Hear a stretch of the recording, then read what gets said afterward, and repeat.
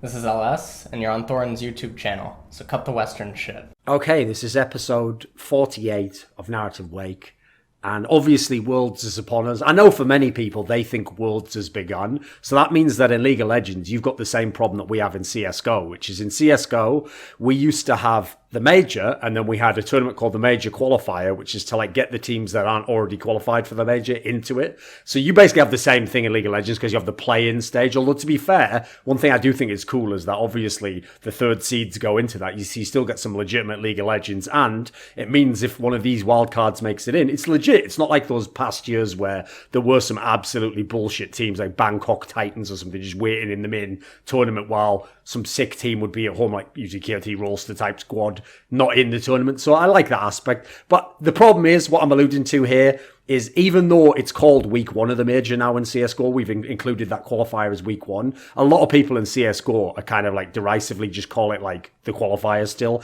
And to be honest, I feel like that about the play-ins. Like I don't feel like the Worlds has actually begun until you get to the real groups and like the proper teams are there. So Worlds is going to begin soon, is what I'm getting to. Obviously, we had those play-ins and then the wildcard matchups where I'm already going to tell you right now. There's the only moment I'm going to touch on the wildcard matchups goes like this. Already, people have done the classic move where it's like, oh, what's that? A team that's really good, or I thought was really good, has lost even one game in a wildcard match. Well, they're completely ruined, and their whole region, and I don't expect anything from them anymore. So I'm just setting that up now, because what's great is, because this is one of our mega episodes, obviously a lot of the guests haven't heard that, so hopefully they fall into the classic move of saying something like that. We can all, as the audience, sort of like guffaw behind our hand, like, the fool. And then they'll never know that I actually openly mocked them, preemptively before they came on the show. So nothing I can do at that point in time. Like I can't be polite when I don't know what people are going to say, but maybe I knew they were going to say that all along. So that's the thing. Just like in past episodes, I did a similar thing in past Worlds where I was like, don't just say that SK Telecom are going to win. On comes everyone, including some of my favourite people like Emily Rand. Who do you think is going to win? SK Telecom, because they're SK Telecom. Well, I did see that one coming. Right, so let's start this one off. We've got Kelsey here, who I don't know what's happening. It's some sort of like Pygmalion story. She's become like this enthusiastic on-camera personality. She's got jokes, editing, actual in-game footage. Of course, as soon as she did in-game footage, immediately demonetized, and the $10 she would have made is now $1. So, if anything, there is a saying in English culture that goes, no good deed goes unpunished. So you now are aware of that, Kelsey. Everyone asks for in-game footage. Now you know why they don't get it in every video. Then, as our guest, we've got Croissant here, because I've learned that if there's one thing people love to watch in League of Legends, it's Croissant, like, take 30 seconds while he thinks about, like, the entire... Like, you can tell in his brain, he's so next level, he actually thinks, like, but what is macro? And do they do macro? Like, he goes philosophical on that shit. Then he applies himself into the real world. He breaks down all the possible... It's like, basically, his segments are like when Doctor Strange in like Infinity War, like, calculated every possible scenario and then came away with, like, the one in which they win or whatever. So when you combine the two of them, the old Kelsey and the old Croissant, we saw it was quite the... I know, voracious segment, I guess. So we'll see what's going to be like this time around. So, Croissant, we're kicking off with a big name here. I want to know this. Let's not go group by group. Let's actually hop straight into what I think is the sexiest group, because it's obviously the group of death, which is Group B, which is where Cloud9 ended up. Sadly, I will say there wasn't much suspense around the draw, because obviously as soon as G2 made it, basically that's where Cloud9 was going to go, because the regions can't overlap in that particular sense, as bizarre as that system is. But whatever, it's the way Riot does it. So Group B is the one. And as Royal Never Gave Up, obviously the number one team from China. Gen G, formerly Samsung, we'll ignore when they were KSV, that was this season anyway. Obviously, the lineup that actually was in the World's Finals the last two times, including the reigning world champions. So even though they're coming in as the 3 seed from Korea, they are the world champions. And then we got Vitality, who obviously got there on circuit points from Europe in the ELCS and was actually in the semi-finals this split, in fact both splits. And then finally, as I alluded to before, Cloud9 was the team from the play-ins who actually tested a little bit more than people probably expected by Gambit. Some legendary names there. So since this is the group of death, Croissant, Yeah. In theory, there's no wrong answers, because as I've learned from Worlds groups in the past, usually in group of death scenarios, it never does just go like number one team wins all their games, number two team wins the second most, there nearly always is like one upset that leads to like, what does this mean for this next game? So what are you thinking of this group of death? Like, let's start off with the fact, like, Gen G isn't even the favourite in the group for some people. Are they for you? Do you think Gen G will win this group? I think that RNG will top out this group, but it's going to be, it won't be like 6-0. I think RNG and Gen G will both drop either 1 or 2 games. But I would be like, for me, it's 70% RNG's first, 30% Gen G's second, 30% Gen G is first, and then people like doing the 95-10 or 90-50-10% probabilities, and I think it's 90% that RNG and Gen G get out as top 2, and then 50% that C9 is third or Vitality is third. He's still doing the probabilities for like whether they come third. Once they don't get out, that's fine, Croissant. That's all we need to know on that one. And then 10% that C9 gets out as with the top 2. Right. That's just how I see the group. Like, Kelsey, obviously a bizarre element of this group is that the RNG team and the Samsung team have literally been in the same group now for 3 years in a row, but with the slight conditional change that obviously RNG has changed some players. So, they actually had Mata in 2 years ago, and then last year they had the same lineup, except obviously they brought kaSing in and he's in the rotation there. What do you think of this group overall? Like, does the RNG Samsung scenario play out in any way comparable to the last 2 years? I think that at this point we kind of have an idea of what the Samsung roster's identity is, just because we have so much footage of them. And they always start slow in almost every tournament they're in. Like, famously, even in domestically, they take a while to do anything, et cetera, et cetera. So I think it makes sense to say RNG are obviously favorites to come out first in the group, because obviously Samsung, that's how they are. So even if you think that Samsung might be a better team than RNG over time, it makes sense to me to say RNG will come out first in this group. That is actually a very weird pattern. Like, obviously, there's a world in which they are a Korean team. You can't ignore it. There's a world in which they could win this world. Sure, they're an outsider to do it this time around in comparison to some of the past years. But the bizarre thing is, that would even make sense, because the problem they have every single time they play in the LCK is they're never a top seed. And since they're never a top seed, they start in the gauntlet. And in the gauntlet, you lose a match, you're done. That's it. You're out. Not the gauntlet playoff system, rather. And so actually, they never have a chance to warm up in the playoff system and play against someone else. Whereas in Worlds, obviously, you get all this time initially. You get the different weeks. You go forwards. Like, Croissant, you said RNG tops the group. What do you think when the two teams face off, Gen G and RNG? What do I think will happen in the 6 games of group stage? No, when the two teams play each other, RNG and Gen G.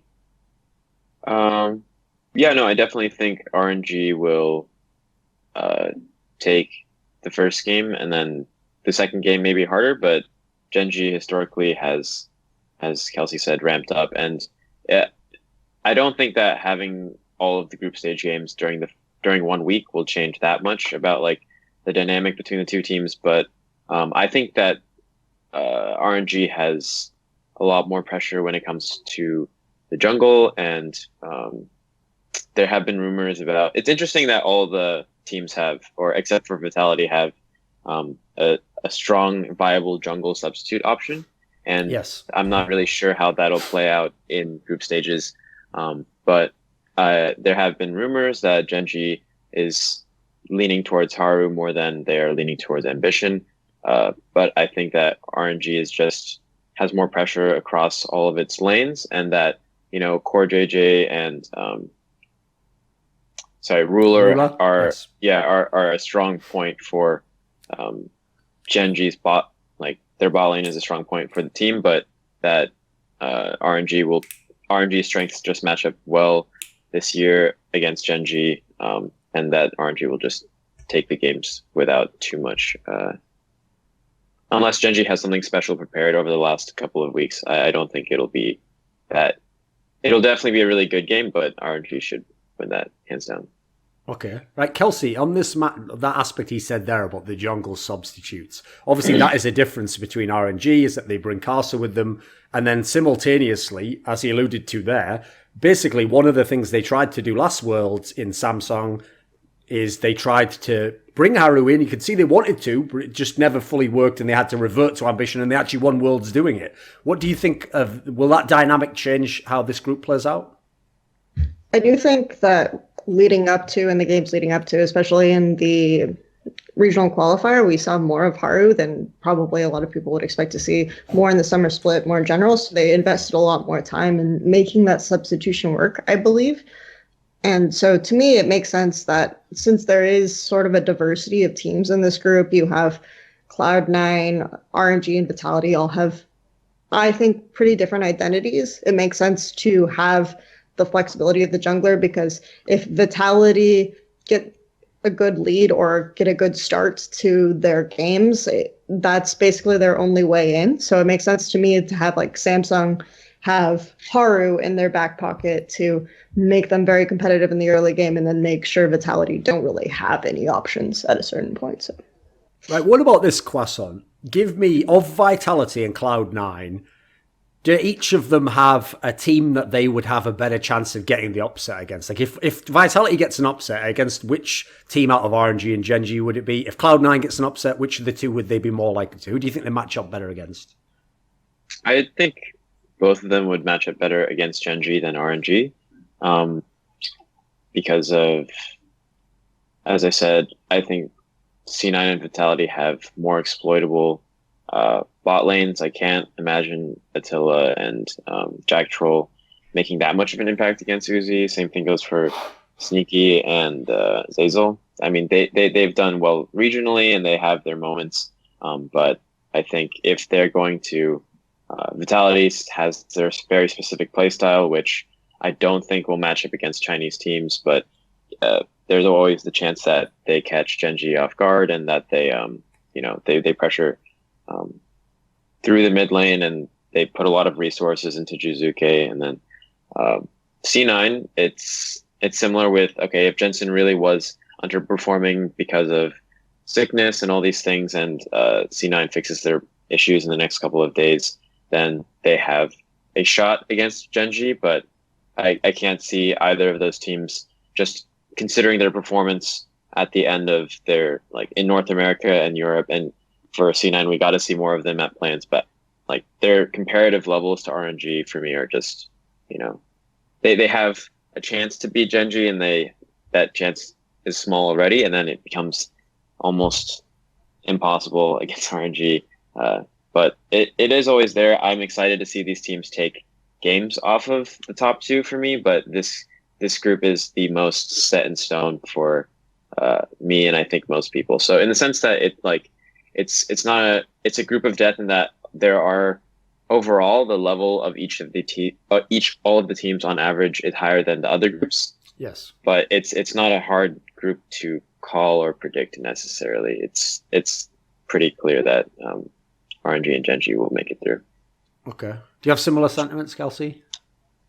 Yeah, I have somewhat similar sentiments. I do think that Vitality will probably end up being perhaps the linchpin if RNG Samsung go even. I could see RNG Samsung go even, but because specifically of the way that RNG rely more on mid lane pressure, and I feel like Xiaohu has kind of a larger champion pool than Crown or Jizuke, then it'll be a lot harder for Vitality to get mid lane priority and affect the bottom lane in a significant manner, four-manning it at 3 minutes or something of that nature. So to me, it seems like RNG are going to have a better chance against Vitality, and so Vitality for me is almost the deciding factor as to why I think RNG will get out ahead of Samsung.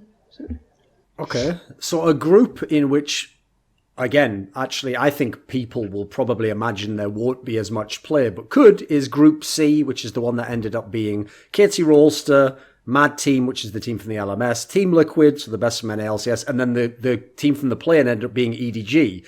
Now, Kelsey, obviously EDG was a team where, if on past episodes, we didn't actually expect to see them at Worlds. It looked like they were in a bit of a slump. So is there a world in which EDG can be the second team getting out here? Do you actually think they can best Team Liquid or even KT Rolster?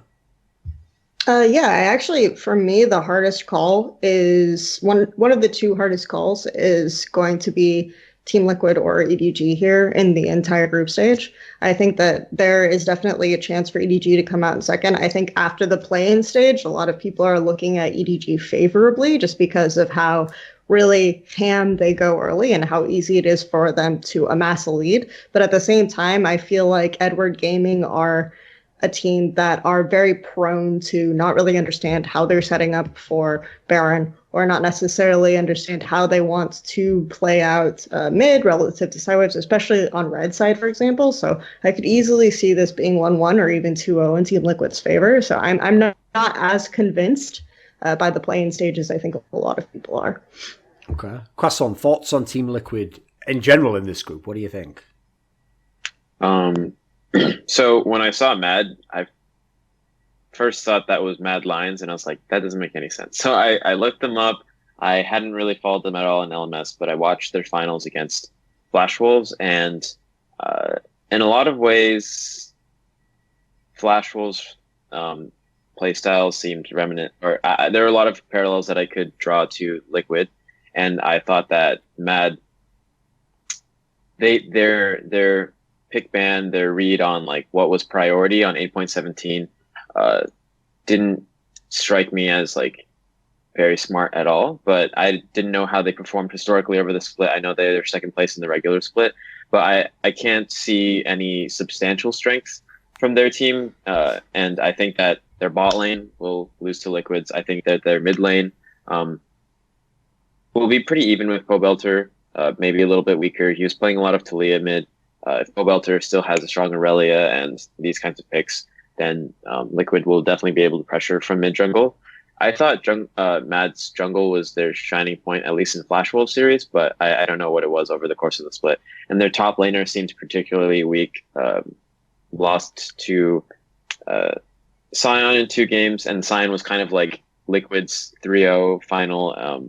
Was like a really strong pick for Flash Wolves, and then when Mad tried to take Sion away, Flash Wolves took Andreas and just ran over their top laner. And so it was like looked like a really easy 3-0 for Flash Wolves. And so for me, I mean, we'll talk about Flash Wolves later maybe, but they look pretty strong for Group A, but Mad should... I mean, I wouldn't be surprised if they take a game off of Liquid, but because I'm a North American fan and I feel like those things are bound to happen, but like I think just overall Liquid is a stronger team than Mad by a good amount. So they shouldn't make any waves. They should go 0-6 or 1-5. And then EDG and Liquid, it was really difficult for me to make that call. This is so I haven't been able to watch the group stages that closely, but the impression that I got actually was not that people viewed EDG as stronger after the group stage. Well, they did feel that way after the 3-0 against Dead Nation, but I thought the community opinion was that EDG was not that strong, and but EDG's average game time was like 5 minutes shorter than like C9, G2, and GRX, like 27 minutes versus 32 for the others. So I think if they, snowball onto Liquid, then it'll definitely look like, I think Liquid will get steamrolled, and I think that EDG has a slight edge over Liquid in my mind, and KT also, I have no idea where they're sitting at, but I think that for me, my picks for this group were just KT and EDG, and a lot of people are expecting Liquid and Fnatic to be the only 2 Western teams to get out, and most people have more confidence in Fnatic, and for me that stands. Just looking at a lot of the picks or how the meta is evolving on 8.19, I actually don't have that much confidence in Liquid as to be a more versatile team, but it's gonna be what level are Double Lift and I know what level are Double Lift, Smithy, and Pobelter playing, because I have a grasp of where Impact and Ole might be right now, and I think there's more variance on those other 3 players on like what they'll bring to the table for this groups. But Okay. Right, since you've got to go soon, let's round up the other two groups. So in Group D, this is the one where it looked initially fairly simple. Like Fnatic has a good chance to get out. A lot of people obviously are very, very low on 100 Thieves after seeing what happened to them in the playoffs and knowing that they just got through on circuit points. IG is a team that obviously has been strong within China, but I actually think the interesting one is that they've added the G-Rex team in there, who actually some people thought were good from the play-in. So have your thoughts on Group D changed at all, Kelsey? How do you think this is going to play out?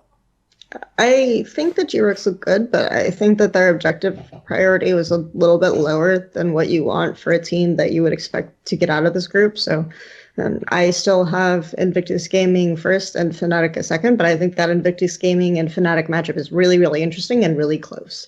So I think it'll be really fun to watch and just make the group kind of spicy in a way. Right. Croissant. Is there any hope for 100 Thieves? I mean, people have been very quick to write them off. They still have some good players in the team. Is there a world in which actually they've shaped up, they figured out what they're doing with AD carry, they can stylistically match up with these teams? I don't have much confidence in 100 Thieves. Fnatic is gunning for the first place spot. I think 100 Thieves at best can be the person to drag Fnatic down back to second in a moment of North American pride and fuck you to Europe. But 100 Thieves does have a lot of scrim experience against Fnatic. When they were here for Rift Rivals, they were playing together a lot. And so maybe probably has particular insight on how Fnatic's going to play. I think Fnatic is just very transparent and open with how they used to think about the game, and they're struggling with different playstyles, and now they've solidified into something. So in a sense, Fnatic has a very solid understanding of how they want to play the game, and they're confident with that. But because they're so confident, there is a lot of room for them to be not a lot of room, but there is room for 100 Thieves to exploit that. Whereas I'm sure that a lot of North American teams just have less information on Invictus and also on the individual players. But yeah, no, I definitely think that 100 Thieves will, and neither 100 Thieves nor GRX will have more than a 5 to 10% chance to get out of this group over Fnatic or Invictus. So okay, right. So Group A is the one that is Flash Wolves, Afrika Freaks, Fongvu Buffalo, and then G2 was added to that from the play-in. Right, Kelsey, is there actually some play here? Is even Afrika Freaks vulnerable? I think Afrika are a team that people aren't looking at enough. I think they have one of the most interesting approaches to 1-4 setups in the game in terms of how they respond to people reacting by forcing mid. But so I think Afrika are not necessarily super vulnerable, but Flash Wolves traditionally a very good best of one team, very good at playing hard around the bottom lane, whereas I feel Afrika have been sort of slow to rotate around Dragon, things like this. So that could still be an interesting parity in a best of one context. And my hot take before the alleged scrim leaks made it onto Reddit was that Fongbu are really sleeper OP, but that's no longer a hot take apparently. So there you go. Okay. Croissant, thoughts on Group A? So there are a couple of matchups that I know Reddit is excited about. They're excited for Yankos versus Spirit rematch. They're excited for Wonder versus Keen. But in general, yeah, the top laners are... I mean, I haven't watched much of the Vietnamese team, but they do seem to have a less eccentric approach than GAM did last year, but they have things that are characteristically seen as strong from the Vietnamese scene, and they're strong top laners, carry top laners. But I don't think that I don't have enough. I can't say anything about the Vietnamese team other than what I've heard and the hot takes that people are making. But I do think that Flash Wolves just will match up well against all the other teams in this group, and are solid enough for me all around that I feel like they should get out first or second. And Afrika is similar for me in that I just have faith in I have faith in the Korean team that also has spicy picks to bring out. And so I think over 6 days, we haven't seen a team like Afrika representing Korea. Last year we had Kingzone, Genji, and SKT, and they all played the game in a very Korean fashion, but I mean to varying degrees for all of them. But Afrika, I think, will definitely benefits from the group format, because these teams will not be prepared for for the many different cards that they'll pull out, and then Flash Wolves will be the most consistent across the board. So I think that G2 and Buffalo will just again be third and fourth. Right, since we've got limited time, as a last question, and we'll save Kelsey's answer to this till later to tease it. Croissant, who is going to win Worlds? Who is going to win Worlds?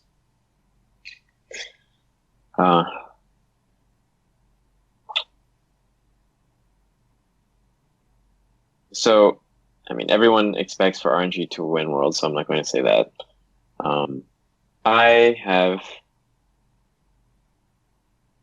I think I would put my money behind. I think it'd be very exciting for Invictus to win Worlds. And do you have a reason as to why they would?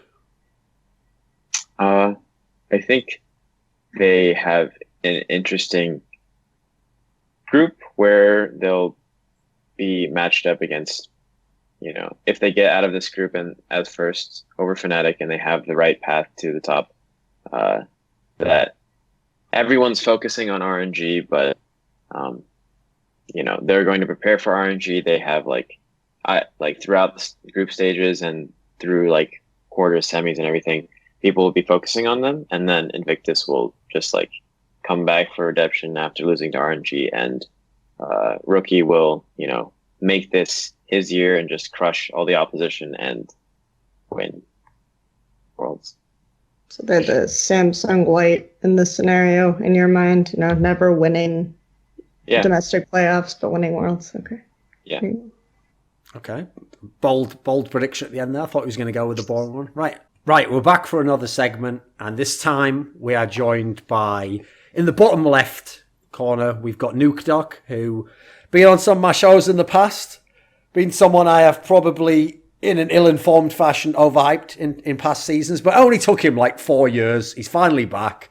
He's even been in the LCS finals. I mean, maybe don't talk about what happened in that, but he did make it there. He still looked good before then. He also has absolutely played all of you plebs on Reddit who think you're analysts, because he's done that move where what you do is if you just play as many champions as possible, then logically, if you can play every champion, you must be the best player. Even though he did get mad amounts of counter picks and didn't always win those games. So, it's up and down as to whether that's good or not. It's certainly good for him. He's fucking loving it because he's going come on, guys, I was doing sick in that game. Why didn't you guys win the game? And then they're yeah, I don't know what it is about the draft that would mean we couldn't win that game, mate. Must just be us. So, and then in the bottom, don't respond to that. No one's allowed to respond to my roast. So in the bottom, fine. I don't have something to say. Yeah, no, it's fine, isn't it? Listen, I know you're legit, Nukeduck. You know the way my bread's buttered, right? kaSing is our other guest in the bottom right-hand corner, aka human nitrous oxide, laughing gas. That's you, right? There we go. He's done it already. It's ridiculous, isn't it? You can't just get me like that. It's not hard. I know. Well, the mad thing is, kaSing, normally people aren't even saying jokes. They just say stuff to you you think you're going to win? And you just already start laughing haha, we might. Who knows? It's we'll find out, I can't lie. It is infectious. Even I start getting into it. That's pretty entertaining, actually. And I realise just an interesting idiosyncrasy, isn't it? Right. So, kaSing. Are you one of these people who thinks this is Fnatic's year? Could Fnatic actually do some crazy shit go to the finals? Could they win Worlds? Are you on the hype train? As much as I would like to be, I mean, I'm all for EU, right? I love Europe. I love. Yes, I mean, fuck NA, especially that TSM team. They're not even good, and they're not even here anyway. So you'd never go to NA. You love EU, yeah, exactly. I know that. Oh my god. Anyway, we don't talk about NA, exactly. Yeah. I mean, I think Fnatic are really good, but I still feel it's really reliant on majority of the time being, or the main focus being caps. And I've seen when Fnatic basically don't do well, and those games basically when caps is not doing so well. And I feel like in hindsight, it's quite like, it's like me saying, you know, it's really easy to beat Fnatic because all you have to do is shut down caps, right? But I feel if you want to rely on someone else, and the other players being like, you know, Soaz and Reckless or Whippo, of course, I feel like it's a bit harder for Fnatic to progress as a team. And I feel the fact that they can just play around caps only, like really, really, really well, is kind of a weakness in my opinion, if they really want to be able to, you know, actually win and go further. So I think, yeah, I think they're good, but I don't think they'll win Worlds just like that. Nukeduck, Caps looked fucking amazing this split. Obviously, he's gotten everyone super hyped. Fnatic is the best team in Europe. What do you think? Can they win Worlds? Can they go deep? Yeah, I think so. Yeah, I think I don't even think that they are like as reliant on caps as like people suggest. I don't think. I think they're like it's extremely good team. So I think they're gonna like at least go to semifinals. Yeah. Right, Kelsey, now's the moment. I've trapped you here. I've brought you into a den of vipers who actually believe that. Like you can hear it in their voices. You know, like part of them was going like, well, are they that good? But then again, they beat me, so fuck it. Yeah, they're the best, right? Yeah, Fnatic's excellent, right? Kelsey, do you join this chorus? Can Fnatic A win Worlds, or B, can they actually legit like go to the final or something? Could this be the best result ever for the West? I don't think that they'll win Worlds, but I think that they can do pretty well. Like they actually have potential to go to semifinal or final, because I still think that they could easily go out first in their group. I think that the way that they understand how to bounce waves in like setups with 1-4, even though it's not always consistent, is actually really good into IG. So there are definitely ways for Fnatic to get out in first, but I don't think that they're going to win the tournament in a best of 5 scenario against a lot of the teams that they're against. So okay, what do you think of the situation then in terms of like in the past Worlds? It's been a bit depressing that every time you come in and you think, right, Reckless is fucking sick player, like he's one of the best in the ULCS, but he always has 1 or 2 games where it doesn't go well. I mean, famously, the ones everyone's remembering, the one was he obviously cried afterwards, because that's a bit memorable to remember. He's had some moments that were letdowns. Everyone's hyping RNG because of VeXii, and everyone wants to know, can Reckless play against VeXii? What do the two of you think? Like, if they have to face RNG, can Fnatic beat RNG? Yeah, of course. I mean, I think Fnatic can win the whole thing, so yeah, I think they can beat RNG too. And he has to say that. Logical, I guess. Yeah. I think the other way. I think VeXii or RNG are going to be much better and win. I mean, you play in the bot lane, kaSing. What do you think of the Fnatic bot lane? I mean, you mean Reckless and Hylissang, right? Yeah. Okay. I think Reckless. Assuming that's the bot lane, obviously, yeah. The thing is, I think Reckless and Hylissang, like, I think during the beginning and like spring split, I think was it spring that Reckless? No, summer. It was summer that Reckless played. I always felt like Reckless was good, but he just didn't have like the ability to kind of all in trades. And whenever they played champions that like could all in, for example, when you want to play Alistair and Brom, you know, when you want to do short trades on bot lane, you want to be able to basically 2v2 kill them and stuff. I felt like with Reckless, it didn't really go so well, but with Whippo, it did. And I think one of the main reasons why Fnatic they play so well around Pyke is because of the fact that they just play through mid, you know, most of the time. Like Hylissang can just roam whenever he wants. Reckless is always on someone that can wave clear. And in the case that obviously they get this kind of draft where it's basically Pyke and Broxah just going mid again and again and again, and just basically go through mid to sides, right? Like, how do I say it? Just moving your pressure from mid to bot to top or wherever you want, and you're able to basically play this Fnatic playstyle where you're basically playing for speed. And I think it's good, but I feel this is a playstyle that usually works like maybe one game, but I wouldn't say it would work again in the next game and the next games after, which is why I don't feel like Fnatic will probably, like, I don't think they'll win against RNG, because VeXii is the type of guy that he will be able to pressure in lane, like in matchups where he isn't even meant to win, you know. And it's kind of weird for me to say this, but I feel I'm not like a VeXii, you know, number one supporter or whatever. But I I don't see Fnatic winning as a duo lane 2v2. What do you think, Kelsey? I think kind of regardless of how you think Reckless would normally match up against UZI, it's this guy rates UZI in his head so highly that he might even have a mental block against him. He's just performed really poorly against him in almost every scenario where he's played against him in lane. Seems like a lot of people do, to be fair. I mean, like Doublelift, same thing, you know. Yeah, like a lot of AD carries, I think, going into this tournament, there's almost like a huge mental edge that RNG have at this point, just because UZI has won everything he's attended, all worlds. Everyone talks about how great he is when they play against him in Korean solo queue. I don't know if this toxicity thing will have any effect. Probably not. Toxicity almost seems to make people think that the player is even better. So I know, like me with Nukeduck, like I said, when he's in Rockat. So yeah, I agree. Yeah. Exactly. So I think that there will be a huge edge there, and it's just we haven't really seen a game in recent memory where Reckless has seemed to even perform as well as his standard in lane against UZI. So yes, that is true. That's the problem with Reckless. You're always competing against the reality of Reckless and the fangirls version of Reckless, who's like just the most perfect guy ever, and also really good at the game League of Legends, which they sometimes play. Playing characters such as Lulu and Janna. Wow, what a disgusting stereotype. Where do I sign up to join Riot? Right. No, jokes aside. Right. What about this though, Kelsey? If you think that they probably would lose against RNG, which is probably quite reasonable, I think, what teams actually do you think Fnatic could beat in best of 5? Like, could they beat a KT Rolster? Can they beat whoever else they might face?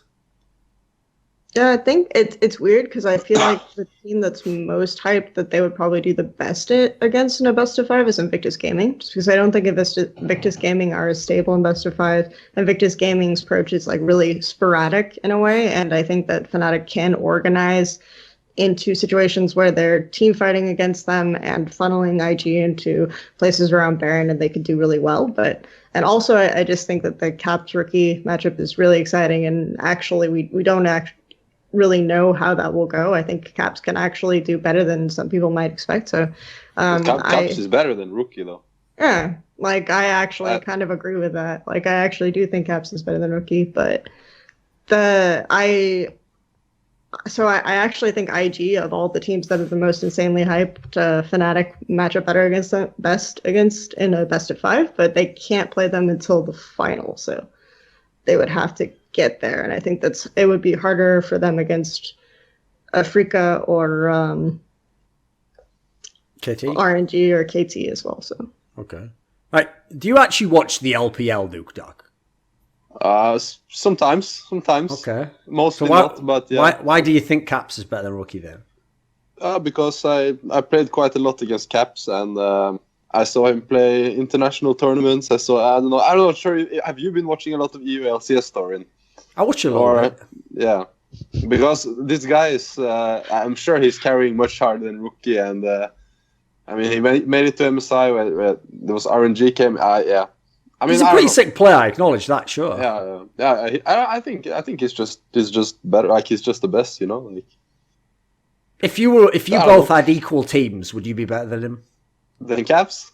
Yeah. I'm not gonna go on here and say that. No. I don't think. Just wondered. You know, it's just a hypothetical. It's never going to happen. I mean, so there's no point worried about it. It's imaginary, isn't it? So you know. Yeah. No. Just for fun. Caps number 1. Yes, exactly.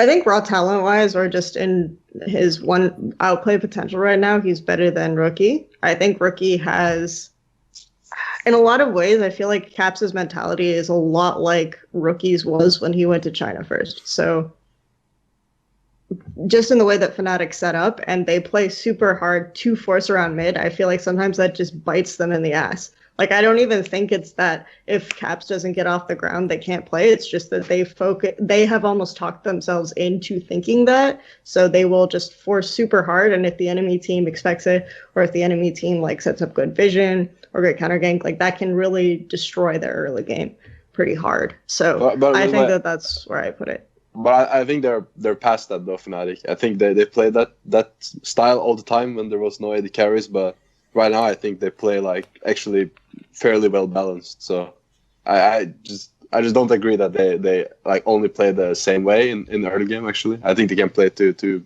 most lanes, even though maybe like their bottom lane is weaker in lane than the Asians, I still think they know how to do it. Okay. Right, what about this then? So, kaSing. G2 is a team that obviously might not even have made it to Worlds. They did in the end. They beat a bunch of rubbish teams anyway. Got there in the end. And so, we haven't seen anything improve yet, anything so far. Then they went there, lost to some shit team called Supermassive. So already, getting a bit depressed, wondering if it's going to be a bad time for Perks again. In this group they're in, it's not impossible, like they've got a group that's like, it's them, Flash Wolves, Afrika, and then the Vietnamese team. So most people obviously are going to write off the Vietnamese team. So they're going to think, right, it's between Afrika, Freaks, who, because they're from Korea, most people probably expect to win, and then Flash Wolves or G2. So do you think G2 gets out of this group, kaSing? I don't think they will, no. I mean, from what I've seen from like Flash Wolves, or I played Immersion personally, and I think this guy will definitely like hard stomp Youngos. I just don't see G2 winning unless Wonder and Perks, like, and obviously I think Kiana and Wadid, I think they've improved a bit more compared to like from what I've seen when they're playing in Europe. I feel a lot of people have been criticizing them a lot, and I think it's kind of like, it's sad because I know that they're both trying hard, like I can see that they're trying every game to basically have more impact, right, and be more proactive. But I just think it's kind of like sometimes I hear like, oh, Kiana and Wadid, they're kind of not as good as like the other people like Perks and Wonder. I mean, in a way it's true because Wonder and Perks are pretty damn good, and they're really, really, how do I say it? If they get given the tools or the resources to carry, they would. But regarding Kiana and Wadid, maybe some games it wouldn't go so well and they'll kind of get flamed for that. But I feel G2 rely on Jankos to basically enable the players. And if Jankos gets behind early or doesn't do so well, then I don't think G2 are going to do that well. And I think Flash Wolves will win in that matchup. Hence why I think Afrika and Flash Wolves would be the two I think that would probably pass. What do you think, Nukeduck? I mean, obviously you played with Jankos. I mean that in the most loose, literal sense of it, I mean, you were both on the map at the same time. Not a lot of interaction always, but things have changed since then. You both that was the low point. You're both at the top now. What do you think of G2? I think they have a shot. I think I'm quite biased towards like the European teams, and I still think it's understandable. And I still think it's a 50-50 toss-up between them and Flash Wolves. Okay. So there's that. I think G2 are good. I think it's important that their bot lane has like a winning matchup because otherwise they're like kind of useless. I think like that. I think they're pretty good like at playing with the team. So if they have like a matchup where they can just win it without like having to do too much, then they're pretty good. So I think that's what it comes down to normally, because like the rest of the team usually plays well, and then if the bot lane can get involved too, then they can probably win, because the rest of the team, like Wunder and Perks, are probably better than the solo laners from both the other teams in the group, I think. Okay. Kelsey, what do you think? G2? I think they might even struggle against Fangbu, because I think that Fangbu actually are bold. Like this isn't a huge insult. Like I actually think Fangbu are good. Like, but is that the first seed from Vietnam, or? Yeah, it's the first seed from Vietnam. So they're Wait, like. Is this? Sorry to interrupt. Is this a team that their support is kind of like me, but he plays like he plays a lot of like ranged supports. Like he plays Lux and Soraka. And the thing is, no. What's it called? My coach Peter was telling me that, what do I think of Lux? And I was like, wait, really? And he was telling me that this guy from this guy Fongvu from Buffaloes, this guy plays it, and I was like, oh, okay, I'll try it. And I think I tried a few games. I was maybe gonna pull out in playoffs, but it got the picks wasn't so good to accommodate with Lux. So it doesn't surprise me that Peter would try to convince you to play something a Vietnamese player is playing. But I actually think that they're pretty smart in terms of how they're playing, and I think that their top laner is actually like really good, and their mid laner is actually really good, surprisingly, because I think a big problem that, for example, Gigabyte Marines had last year was that their players, like the people think that they cheesed all the time because they like wanted to find some creative strategy and just upend people, but a lot of it was just that their players were not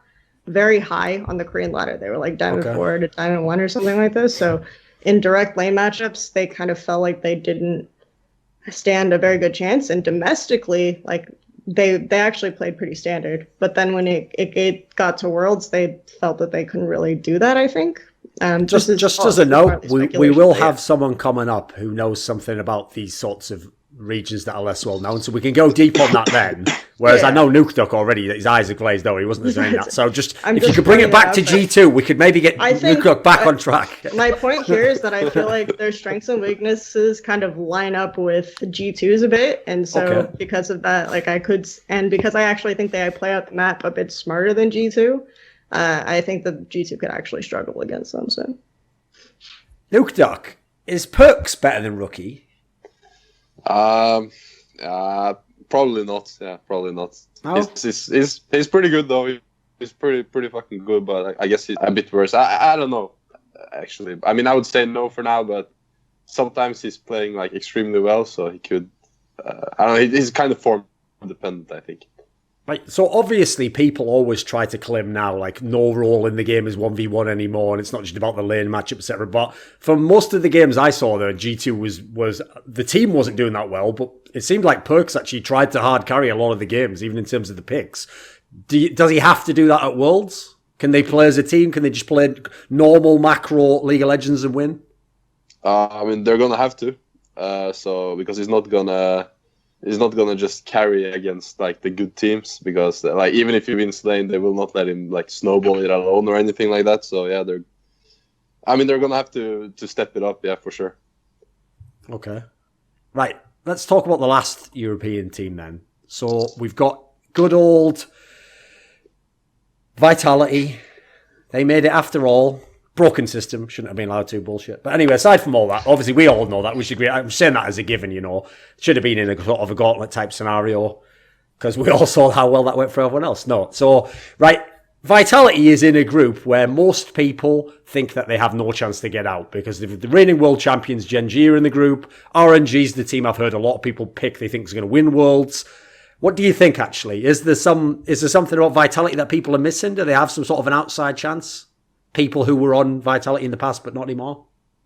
I mean, I think they're pretty good, but this group looks pretty hard. I wouldn't be surprised if they go fourth as well, actually. So, yeah, I mean, I'm not sure. I'm not feeling this one.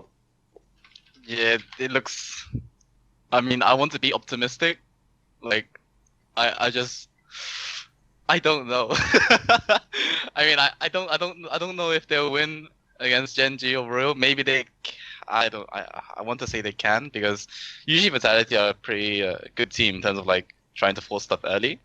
I don't know if Gen G or Royal will basically get caught out by it, but you know, you never know. I mean, I don't think their chances are that low, but I think, you know, it's not that high neither. So yeah, it sucks. Did Vitality actually change much, Nukeduck, when they brought in kaSing as a jungler instead? Well, it looked. I mean, I think the playstyle was like quite similar. Still, it was just more like I think they had like some player, like they have big issues with each other. I think like Gilius and someone on the team couldn't like really work together anymore. So they play like still like super aggressive early. Like mid late game looks similar. Just maybe their jungle plays more for like his own lead now, and Gilius was more of a like team player, perhaps. Yeah. Okay. Right. What about this then? Do you both watch LCK? Yeah. You watch it at all, kaSing? No, never. You're one of the only honest people. I do watch, but you do? Not. I mean, like I don't watch everything either, but Sure. I mean, I watch most of it. No one should watch everything. Like, unless you literally get paid to, don't watch like the BBQ Olivers or whatever play. It's a waste of time for everyone unless you have like some sort of an illness where you have to watch. I would just recommend most people don't watch that. But the reason I ask is this, because I want to know who's going to win Worlds, and if you've at least watched LCK, you might be able to give me a chance here. So, Nukeduck, who is going to win the World Championship? You mean who is going to place highest from the Korean teams? Who's going to be first place? Oh, Fnatic. Yeah, Fnatic. Who's their biggest rival then? Who's going to give them the hardest task? Probably KT. Yeah, I think RNG they're a bit overhyped, so I think like probably KT and Fnatic are the strongest ones. Yeah. Why do you think RNG are overhyped? I just think like Uzi is good and everything, but I mean I think he's not better than the Korean bot lanes, and I think I just think they're not like super good, but people think they're like the best team in the world, for sure. So I just don't think so. kaSing, who's going to win Worlds, mate? Actually, If not Fnatic, of course. I would like Fnatic to win if possible, but I think, I mean, it's hard. I would have actually just said RNG, to be honest, but I feel the whole reason why I think RNG will win though is just I feel like this meta is actually quite good for them because it's all about like your AD carry being better than the enemy AD carry, or basically not mispositioning. Because I feel right now with tanks everywhere, I don't feel like people are playing carries as much anymore, and I just feel the better AD carry should win in most games. Okay. I mean, to be fair, don't feel intimidated just because Nukeduck's here. Like, he just thinks that everyone's overhyped until they actually play. Remember, this is the guy who thought that Season 3 Faker was overhyped until, like, about 15 minutes into that game that he was playing against him. Like, he was like, no, this is what's supposed to happen. Look, we got first blood on him. It's easy, right? Fucking scrub. Anyway, let's see how this goes. Oh, shit. Whatever. I appreciated the eye roll, but the only team, obviously, that isn't overhyped is Fnatic. If anything, they're severely underhyped, so there you go. Well, indeed, we can all agree upon that. Right, what do you think? Kelsey, you didn't reveal your pick, so who do you have winning Worlds? I do have RNG, but I actually, of the Korean teams, think that Afrika have a really, really good shot, actually, because I think that Afrika match up well into KT, so if not RNG, I have Afrika. Okay. Where do you have Fnatic then? Yeah, where do you have Fnatic? Yeah, I have Fnatic either if they come out first, which I think it's like 60-40 that they come out first, as like the 40% chance they come out first, then I think that they probably very easily make semifinals or finals. If not, then I think they're probably going to they can still make semifinals, but they might struggle in quarters. So okay, right. Do the two of you watch NA LCS much? Yeah, I mean, at least important. Like, I watched the playoffs and most of the gauntlet, and some. Yeah, I watched quite a lot of it. Yeah. Okay. What do you think of the chances of Team Liquid? I was going to check their group here again. They're in the one that has KT Rolster. They have a team called Mad Team from LMS. From LMS, then, as the second seed LMS, or yes, first seed, second. Second. Okay. And then they have Edward Gaming, the EDG team from China, but who were the third seed coming from Plains. Yeah, I know those guys. Yeah, I think they're probably not going to go out of the group. Yeah, I think they're placed. They have like they kind of have like their own play style, which works really well. But I think it's like not always the optimal play style, perhaps. And I think when you play against teams that are like actually like super solid, it won't work. So yeah, I think they'll probably beat the Mad team. I never saw them play, so I just say that like just for fun. But they'll probably not go out of the group. Yeah.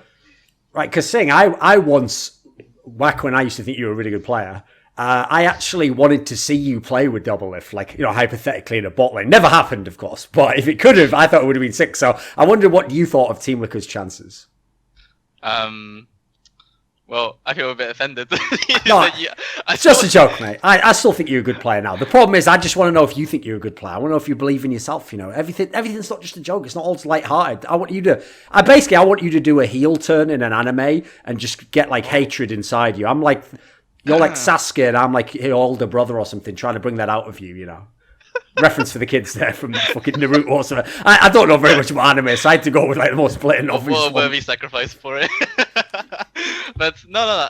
Okay, so for the first question regarding where I think Liquid will play, whether they will make out of groups. Yes. The thing is, I don't know Mad. Like, I have not seen them play at all. I don't know where this team is or where they're from. But the other team that's in there is the other Chinese team, right? Or the EDG and Kitty Rolster, yeah. EDG, yeah. I mean, I think they might have like, it's not zero, but from what I've seen in Liquid, like based in NA, I feel they're the macro has not always been that good, and I think Asian teams kind of have figured out how to play the game properly, and I don't think that it will be that easy to get out of groups, in my opinion. But I really don't know because I haven't seen Mad play at all. I can't really give a good assessment. Okay. Right, Kelsey, how do the bot lanes in this group match up? So I'm just gonna say that in my estimation, Mad are just not good. So they're most likely to come out in fourth. I would say overall the bottom lanes, there is definitely a tendency to play around bottom lane overall in this group, and if that ends up being the deciding factor, then Team Liquid don't have the best chance. But I do think that at least Team Liquid come equipped to counterpick their bot, which EDG doesn't always do, and then they'll play against tempo, and they'll end up in a situation where they get counter ganked and throw, or something along those lines. So I do think that it's not. I actually would say that it's really, really close between Team Liquid and EDG, especially because the EDG that is coming to Worlds is very coin flippy. So I actually kind of would favor Team Liquid a little bit more. Okay. What do you actually? Yeah, go on.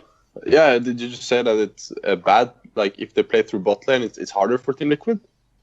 I think that most of the teams in this group play through bot lane. Like EDG. I think she means if everyone decides to play through bot lane. Then I don't necessarily think their bottom lane is extremely. Like I think in a lot of cases where we've seen Team Liquid play, when they play their bottom lane is really dominating.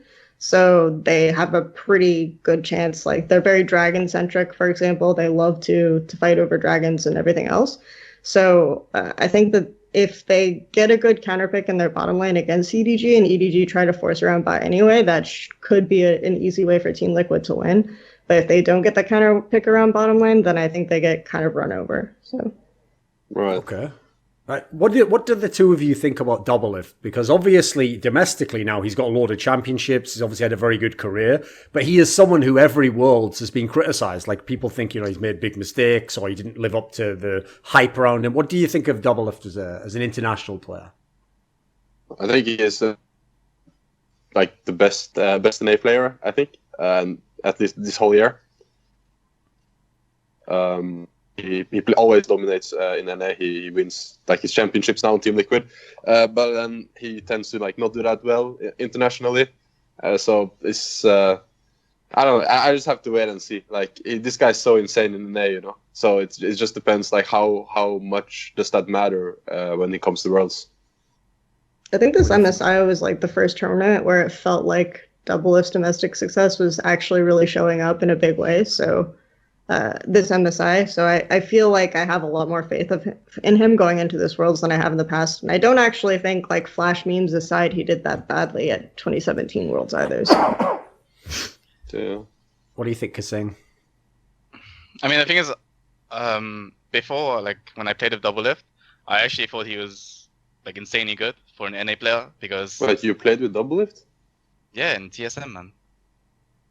For San Jose. They went to IEM San Jose, and he was on trial. Right, of course, yeah. Nukeduck was just going on with Thorin's joke earlier. I know, yeah, so. Exactly. But it was a joke, yeah. Yeah. He legitimately knew that, obviously, of course. But the thing is, like, I really think he's really insane mechanically, and I think he understands the game quite a bit. Like, for an AD carry that usually AD carries don't understand too much. They know probably about lane matchups a lot, and maybe maybe the macro isn't so good. But I think back then when I played with him, I felt he was really he understood what he wanted, But he came from I think COG back then when he basically got played around only, like specifically exclusively only for bot lane. And if they don't play around bot lane, then is basically not. There is no bot lane left, and I think Doublelift is good, but the reason why I feel like maybe internationally it doesn't do so well is just, I mean, I felt personally he didn't know what he wanted that much, It's like, you can have a game plan, right? Like, okay, we have Jinx fresh, you want to play around bot, you want to basically snowball this lane, blah, blah, blah. But when stuff or shit hit the fan, right, you start doing bad, or maybe the jungler dies, or maybe mid lane dies, and you realize you don't have mid prowess, so you can't actually play around bot anymore, because enemy mid can always be there first, I think. Then I felt there was no real clear core of what he wanted. And I think maybe this is the difference between playing in NA, where everything is basically you're waiting for your enemies to fuck up, right? In NA most of the time. That's what I see. Like, the macro is literally ARAM and hope for the best that enemy gets a bad skill shot, and then pray to God that, you know, that it isn't your teammate getting hit, it's the enemy getting hit. Yeah, okay. And then, oh yeah, let's end the game. But in international tournaments, I think people are giving obviously much more effort on focusing and understanding when enemies can catch you and stuff. And I feel Doublelift will be a good player no matter what, because I really respect him, the fact that he's from NA, you know, and he has to play with a ping like, you know, 80 or 70. That's atrocious for me. I cannot. I think I whined a lot, and it was quite sad when I was playing there. Okay. But I think the whole reason why Doublelift maybe isn't like that good internationally, I just feel maybe he just falls under the pressure. I don't know. But I feel like he is still a really great player that I really respect. Nukeduck, what do you think of Paul Belter? I mean, I think he should probably like. I mean, he's part of the team's playstyle, right? So he like plays something to try to like have priority and try to roam. You know, like his Malzahar or his Galio. But whenever he plays something like that is a bit more like difficult or like kind of it's not that one like dimensional, maybe like It's not like just about pressing art, yeah. Yeah, no, but not even that. But like when you have to like, yeah, I'm a bit more like difficult champions, like carry champions. It tends to like be like way less effective. So I think they should probably like just keep playing like CC kind of focused mid lane champions. They're pretty good now anyway in the meta. So I mean, about him as a player, yeah, I think he's decent. I think he gets like quite low attention from his team. So he's just trying to, you know, like be as useful to his team while not getting much help from them. So I think they pretty much stumped the NA, I guess. So I mean, he's good at what he's doing, but he should really keep doing that. Okay. That's a very good advice. I like that. Okay. Career advice from Nukeduck. It's like, okay, Paul, in this team at least. I see you playing a lot of Malzahar, some Galio. I like that. When you're trying to play the carry champions, like I do, I play all of them myself. Yep, not as good. I don't like it as much. So just stick with what you're doing. Leave the carry champs to me, and just see how it goes. Just pray that Doublelift carries the game. So, but anyway, well done, son. There's a B+. You go on. See you next semester. Right. What about this then? So we didn't talk about them yet because unfortunately, a lot of people think they're irrelevant. Do you think that 100 Thieves can do anything, kaSing? The thing is, okay, because we lost to them at Rift Rivals, I don't want to say too much stuff. Okay. And like they but the thing is, I don't know, because they're doing this weird substitution stuff by putting this like Cody Sun at home or something, and just playing their sub Rikara. But why? What is Cody Sun not at Worlds? Yeah, he's back at the hotel. He's at Worlds, right? I'm pretty sure he's at Worlds, you know. This was just a playoff series where they left Cody Sun at home and played with Shakarez. Yeah, right. Yeah. But I agree that is a very weird substitution, because it's not even really substituting, is it? It's just telling one guy don't bother coming and someone else is taking your spot. But in theory, it is a 6-man rotation. Yes. Okay, then. I mean, I don't know what's going on with Positive Thieves, but I do know that Prolly is a really good coach from when I last had him. So I don't expect them to be like completely, you know, stumped over and stuff. I still feel the roster can maybe do stuff, but regarding to how well they will do, I really don't know, because from when I saw them in the Gauntlet, was it Gauntlet? Fuck, I don't remember. I was sure they qualified playoffs. Yeah, they qualified off. Oh, sorry, it was points, right? Okay, sorry. Then I think when I saw them anyway, when they played with Rikara, I think he had mental block versus Doublelift. So I don't know. I just think if they play around bot, it's kind of their only win condition, because usually when they play around with Cody, like even though the games are ridiculously long, but they will still kind of do the job. And I think their playstyle is, you know, more around mid for bot rather than the top. Okay. What do you think, Nukeduck?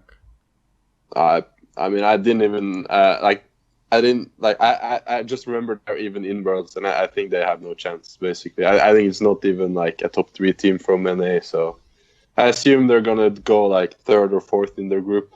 I guess, tied with the wildcard team or something like that. That's my prediction. It will go 1-1 against the wildcard team and then lose against everyone else. Okay. Right, Kelsey, to round this topic out.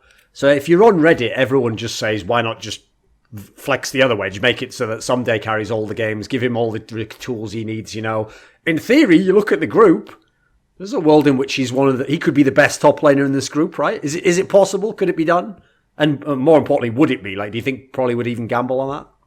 I don't necessarily think that he would be the best top laner in this group because I think Soaz is very good. I think IG has both like Duke and the Shy, who are pretty good top laners. So, and there is a chance he could be for sure. I'm not discounting that, but I think that if 100 Thieves, unless they practice it and really drill it at boot camp, they haven't really shown that they're able to like set up properly to play around top. And I think in NA, people just don't really do that or practice that much outside of like AggroVox. So I wouldn't necessarily suggest that they should suddenly change their approach unless they're losing every scrim and feel like they need to do something drastic to even win games. So. Okay. All right. Thanks, boys. Everything good? Yeah. Everything's good. Yeah. Thanks. But I forgot to mention Vippo though. Like this guy will murder someday, and then it's carry against carry. So, he will if he gets in the game though. Yeah. Okay. What about that then? Do you actually think they will play Budbo? Yeah, I think so. I mean, well, it depends on the meta. Vippo will play if it's like carries. He's really good on Gangplank and Outrocks and stuff. And then if they just want to play around bot and have a tank top, they just play Soas. So it just depends on the meta. But from what I've seen, Outrocks is like and Urgot are really OP, so I guess they will play Bippo, yeah. Okay. What do you think, kaSing? I mean, actually, wait, Nukeduck, did you scrim a lot against them during Gauntlet? Fnatic? Yeah. I don't know, not really. I think maybe one day.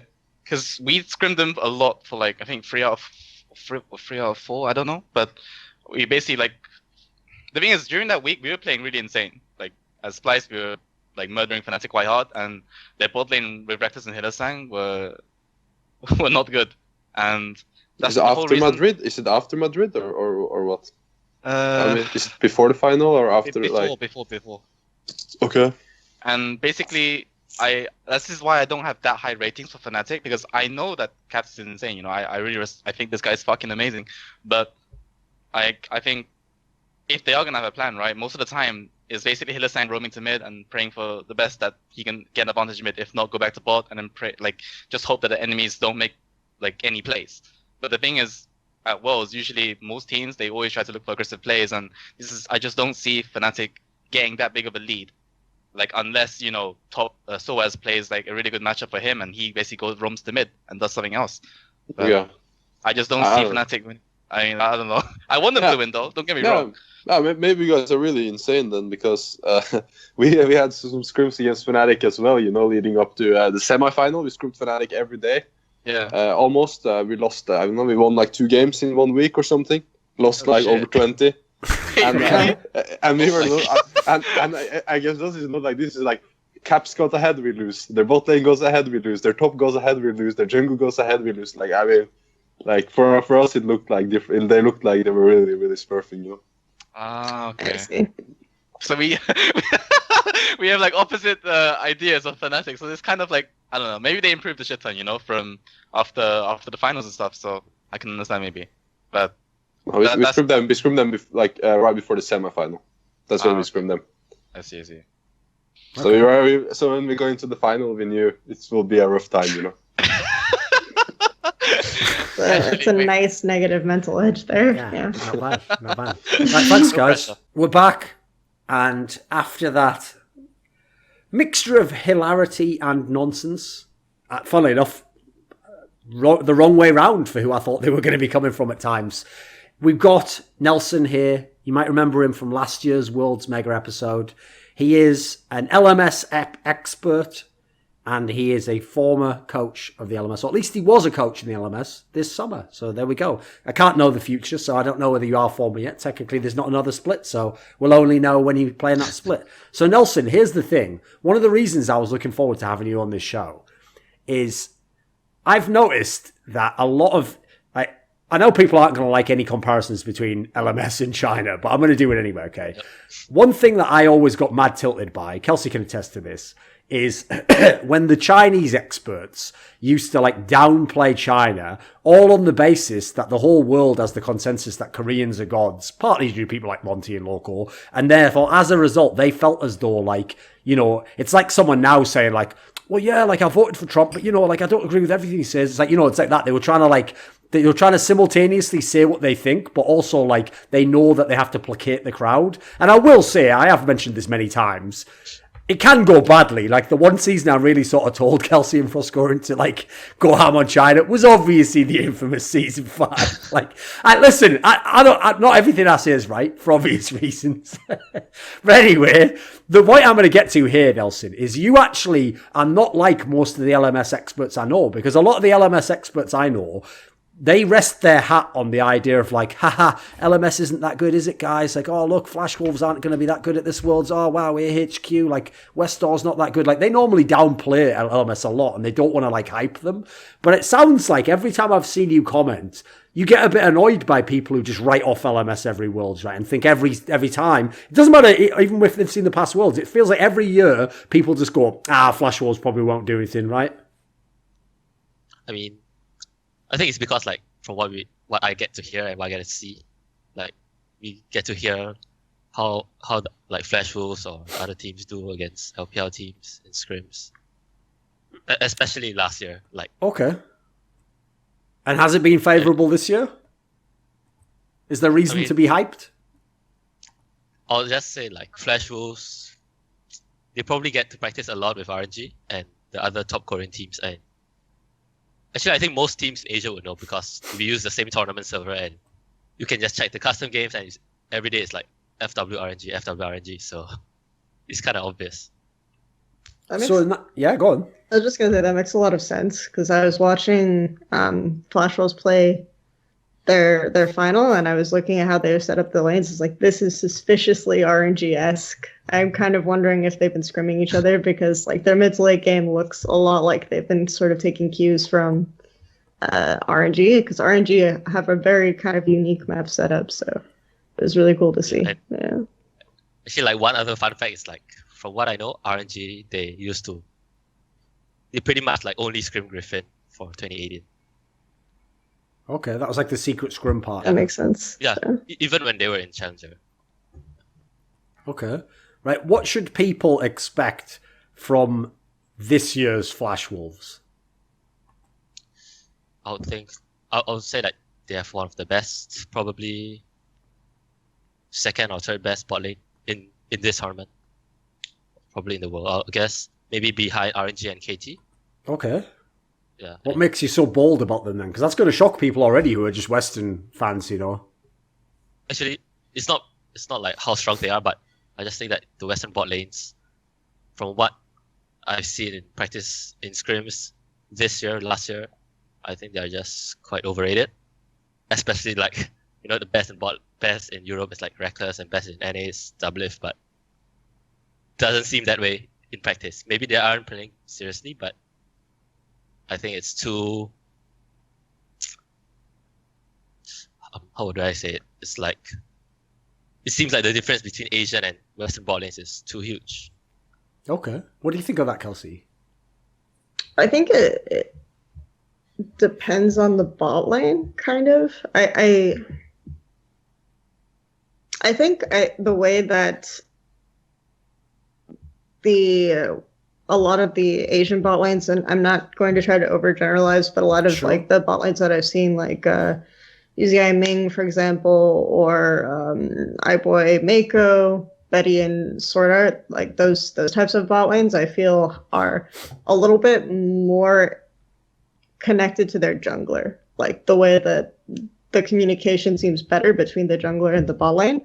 And there are some teams in the West that I think that's the communication is pretty good, but it's not as strong. And I feel like that is kind of what's really giving them sort of the advantage that translates. Obviously, in the 2v2, we see a lot of situations where even bot lanes like Reckless and Hillsong who are supposed to be really good or were supposed to be really good in spring don't do that well in isolated 2v2s. But I would say by and large, one of the biggest things between the best like Asian bot lanes and some of the best Western bot lanes is communication with the jungle. So Okay. Yeah, I think there's like some small differences in like how their bot lane reacts to where their jungle is. Like for example, maybe you have like total bot lane control, like you have vision of bot lane, and the moment your own jungler steps in the river, your an Asian bot lane would just immediately all in that opposing bot lane, and the enemy would just like back off. They will just burn 2 flashes back off, and maybe lose like a third of their health because they don't know where the jungler is, and their jungler is probably not covering them as well. And you could see like maybe 2-3 waves later, your own jungler will be there, and you'll be able to set up the dive.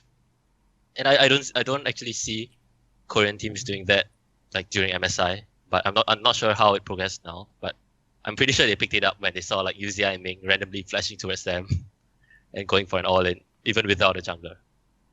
I would say the one kind of Western bot lane that I feel is maybe sort of the best at setting up for their jungler is actually probably TL's, but yeah, that would probably be the closest Western comparison I would go with. Well, being as Nelson, G2 is in Flash Wolves group, and G2's bot lane is one that is criticised even within Europe. Is Flash Wolves going to beat G2? I would think that will probably happen because I think the G2 bot lane, if they were to come to the LMS, they wouldn't even be like top 8. They would be like below the LMS level. It's the way he set that up really slowly there for people who don't know that there's 8 teams in the LMS. I like that. It's good. Yeah, good punchline. I mean, like I think as long as Flash Wolves ban out Hammerdinger, and it should be fine. Bot should be fine, and G2's bot lane should probably just roll over. But I'm not too sure like which top laner Flash Wolves is going to use. Like, is it going to be MMD or Hanabi? Okay. And if What it's about MMD, that then?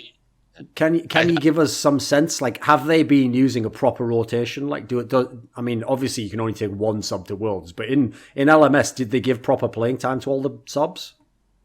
Yeah, they gave playing time to their sub support and sub top laner. I mean, and MMD and Hanabi, but I'm not too sure who they will use because in the finals against Mad Team, like MMD played and he was like MVP. But okay. I think that the top lane talent in LMS is not really that good. Like PK is really good, but he can only play tanks. And if he's put on something other than tanks, he'll just explode, like implode.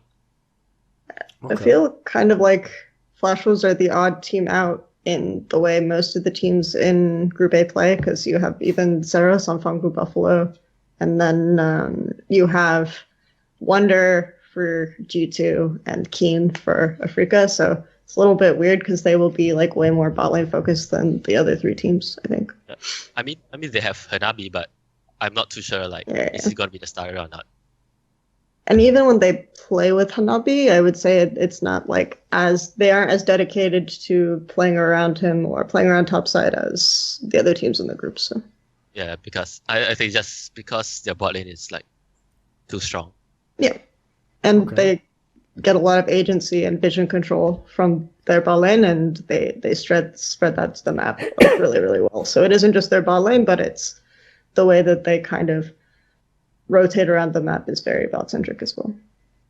So one of the things that the Flash Wolves are very famous for with the old lineups, Nelson, is obviously the sheer number of upsets they've gotten over top Korean teams over the years. Like, it's actually crazy how much that one organization's had over some of the best Korean teams.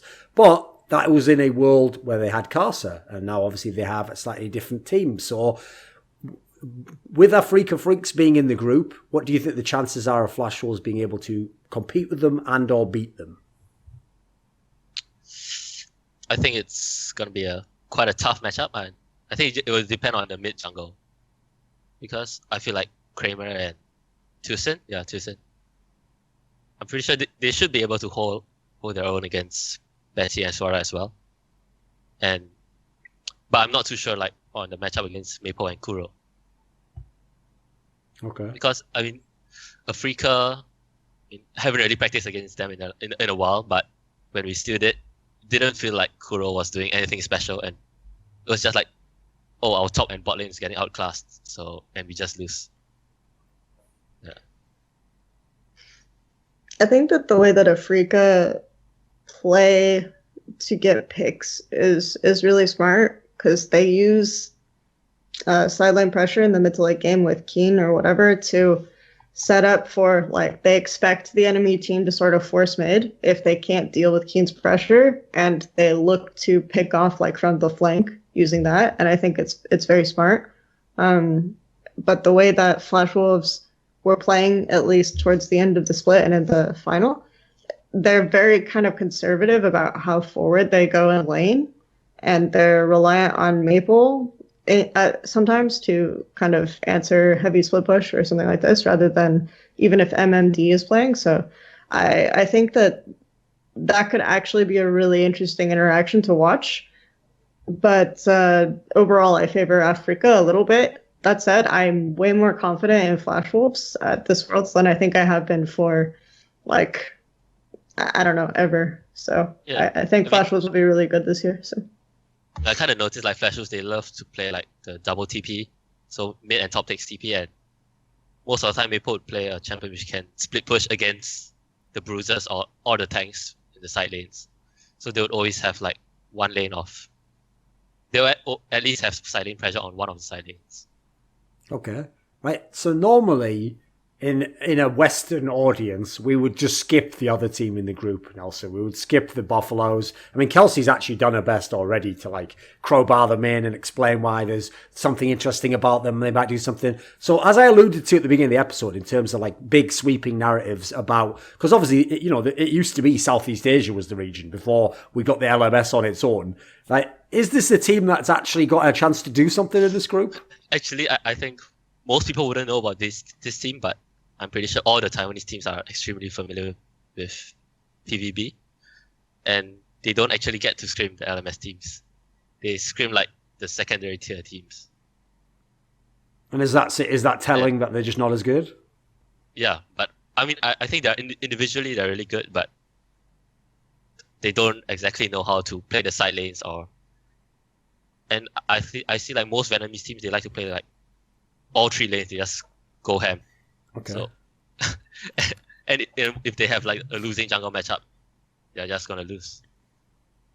See, I noticed that it's very rich the way that works, isn't it, Kelsey? You know the old saying, like, shit rolls downhill. So LMS is like, oh, this is bullshit. Can we please scrim versus LPL? Can we get some Korean scrims? Why does the world look down on us? And then they're like, what, we've got LMS now. Fuck everyone else in Southeast Asia. We're not part of you anymore. We've got our own league. It's like, it's weird how that works, isn't it? It's like the same principle.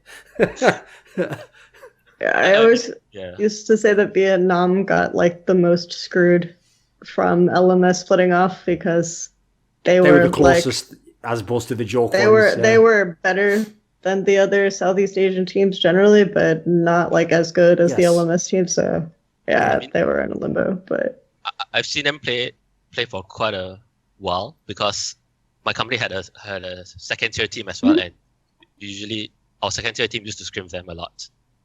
And basically every match is like a count fiesta. So right, here's the question though, Nelson. Oh, sorry, yeah, go on, Kelsey.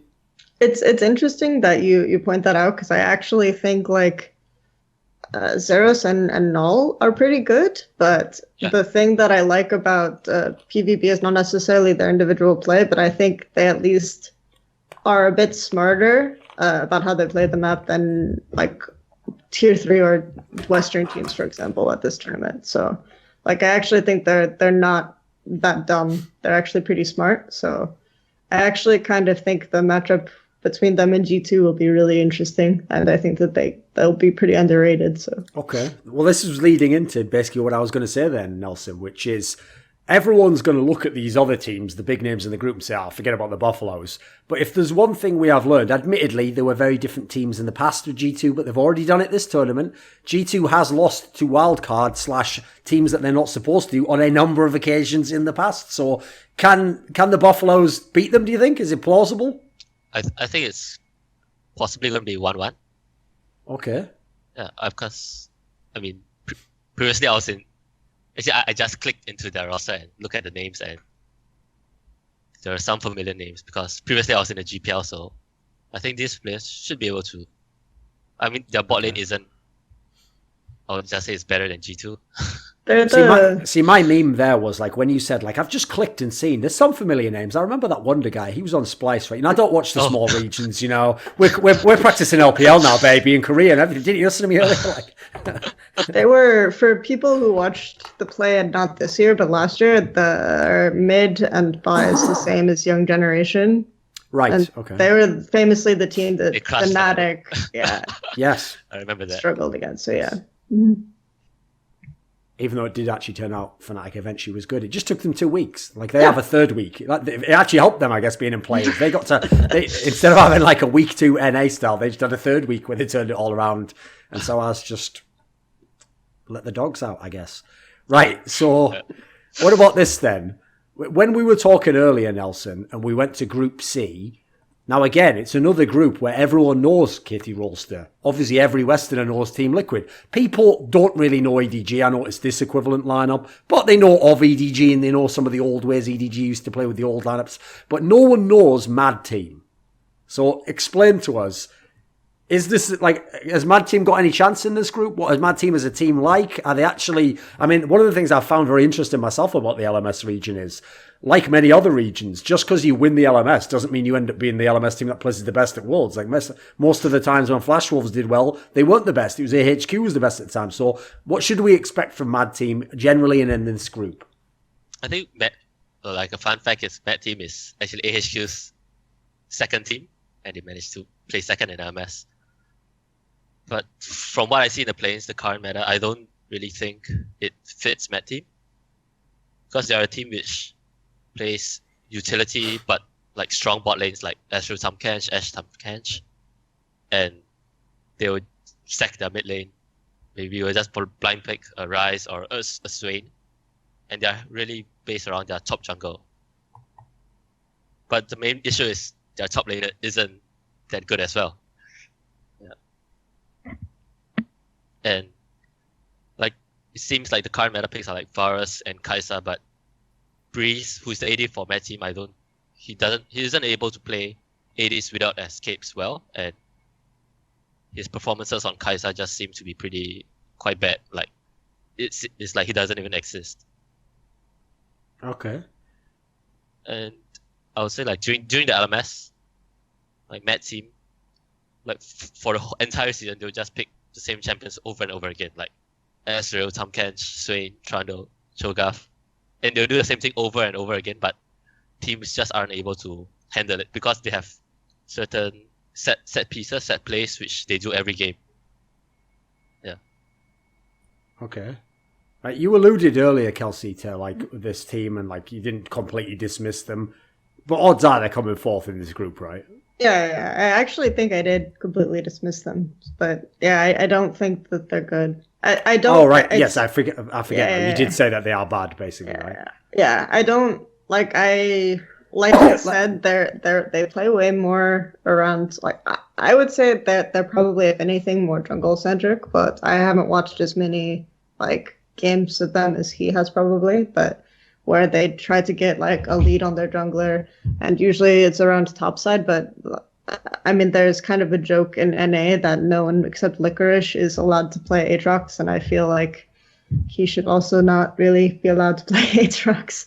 But I do think it's like very rare that a team doesn't at least win a game in group stage. So I'm not going to say that they're going to represent a new level of low. I just don't think that they'll get out above. Yeah, they'll probably be fourth. Yeah. I mean, I think that unless they pick up many new champions in the boot camp, otherwise I think it's going to be pretty hard because, like their pick ban, like their team compositions are kind of pretty obvious. Like maybe they'll just play Ezreal, Tamkench bot lane, and they'll pick a bruiser top, basically a carry top laner, and every single game at 9 minutes 30 seconds, they'll just. Oh, my Tamkench will recall, I'll walk towards the Rift Herald, and my AD will TP over and I'll get the Rift Herald. And that's what they do almost every single game. Okay. And if they don't have that sort of team comp, they're like, oh, I'll just pick maybe Ashe and Cho'Gath, and once Baron spawns, I'll just rush Baron, or I'll just camp Baron and look for a pick. Okay. And they do it every game, but it works every game. How many years have you watched the LMS for? A long time? Yeah. Yeah. Like Okay. since the start, like ever since GPL, of course, I was part of GPL as well. Okay, maybe you can answer this then. So many people seemingly still aren't that aware, actually, that Ole was a player in the LMS. Obviously, he was playing on the Hong Kong esports team that was actually pretty close to going to that Worlds in Season 5. What do you think of him as a player, and does he seem different in Team Liquid from the player 3 years ago who was playing in the LMS? Funnily enough, with your boy Kramer, wasn't it? Wasn't he the AD carrier? No, it was Raisin. Right, Raisin. Sorry, yes, I got it wrong there. It's Raisin, the guy who got banned, right? Yeah. Yep. R.I.P. I think back then, when he was in HKE, he was more of a very roam-heavy style of player. And back then, there was no real coaches as well. So it was very player-driven, and he would only play champions which he wanted to. So it's like Morgana, Trash, and Bart. That's about it. And if he got those champions, he'll be like God. But if you gave him like Braum, LSR, he'll just feed his ass off. And I think right now he has improved a lot on his laning, because back then he was known to be like really roam heavy. So I think he seems okay. I mean, like from the playoff games I watched, I think he has been doing quite well. I think he carried a couple of Thresh games as well. Okay. Kelsey, I know obviously this story doesn't have to continue, but does that whole thing at MSI where he like benched himself concern you? Is that not, will it be a factor? Do you think there's anything to that? It's kind of funny because I see, like, there's the famous story about Mako and iBoy and how that lane works, where iBoy is like always trying to go in, and Mako is saying, okay, no, you can't go in it now, you can't go in now, okay, now you can go in, like that kind of leash that he has on him. I feel like in TL, it almost should be the other way around, but it's almost like Doublelift doesn't have the patience for it, and then Ole in some ways gets like super nervous, and so there will be matches where he's just engaging at a really awkward time, and so the enemy team like turns around on him, or I am not as impressed with Ole as I think a lot of people have been historically in the context of NA, but he's not, like, I would say he's probably, yeah, he's not as good as Mako or Mata, but that's not like it's not Sure. like that's not the worst insult ever, right? So yeah. Yes. I mean, indeed. I think he's probably the worst support in this group. Sure. Okay. Yeah, I can I'll see say that. he's the worst. Okay. Right, what about this then? So, G-Rex, you actually think they're going to do something in this group? Let me see. They're in the group with Fnatic, Invictus Gaming, and 100 Thieves. I mean, I think they can beat 100 Thieves like 2-0. Easy. But yeah, because I think they match up really well. Like Okay. PK, he played in the Asia Games, and during the group stage, they did take games off like Korea and China as well. And if someday has to play a tank top, I don't think he can outperform PK as well. And PK is like used to like having to 1v2, 1v3. Like he's known in the LMS, it's like you don't gank PK's lane, because if you gank his lane, he'll just double kill you. and that actually happens like every time in the LMS. I think maybe the Western teams aren't as bad in terms of coordination, but I don't think you're able to get anything out of top lane as well. Anyway, and for bot lane, I think Herties probably have the worst bot lane in the top 16. The entire tournament. Yeah. There we go. He's There done you it go. again. He's backdoored his way into a slam again, but he did it like... I like the way he's doing it. He's like doing it very well, Kelsey. He's like, you know what? Rikara, top 16 AD carry at Worlds. Like, it's like the clever way to do a diss, really. I'm taking notes here, mate. My problem is I just say, shit, he's the worst. And then people go, wow, how can you say that about him? So, yeah, you're right. Well done. It's a way to spin it. And Candy and Ryu probably like similar. I think even.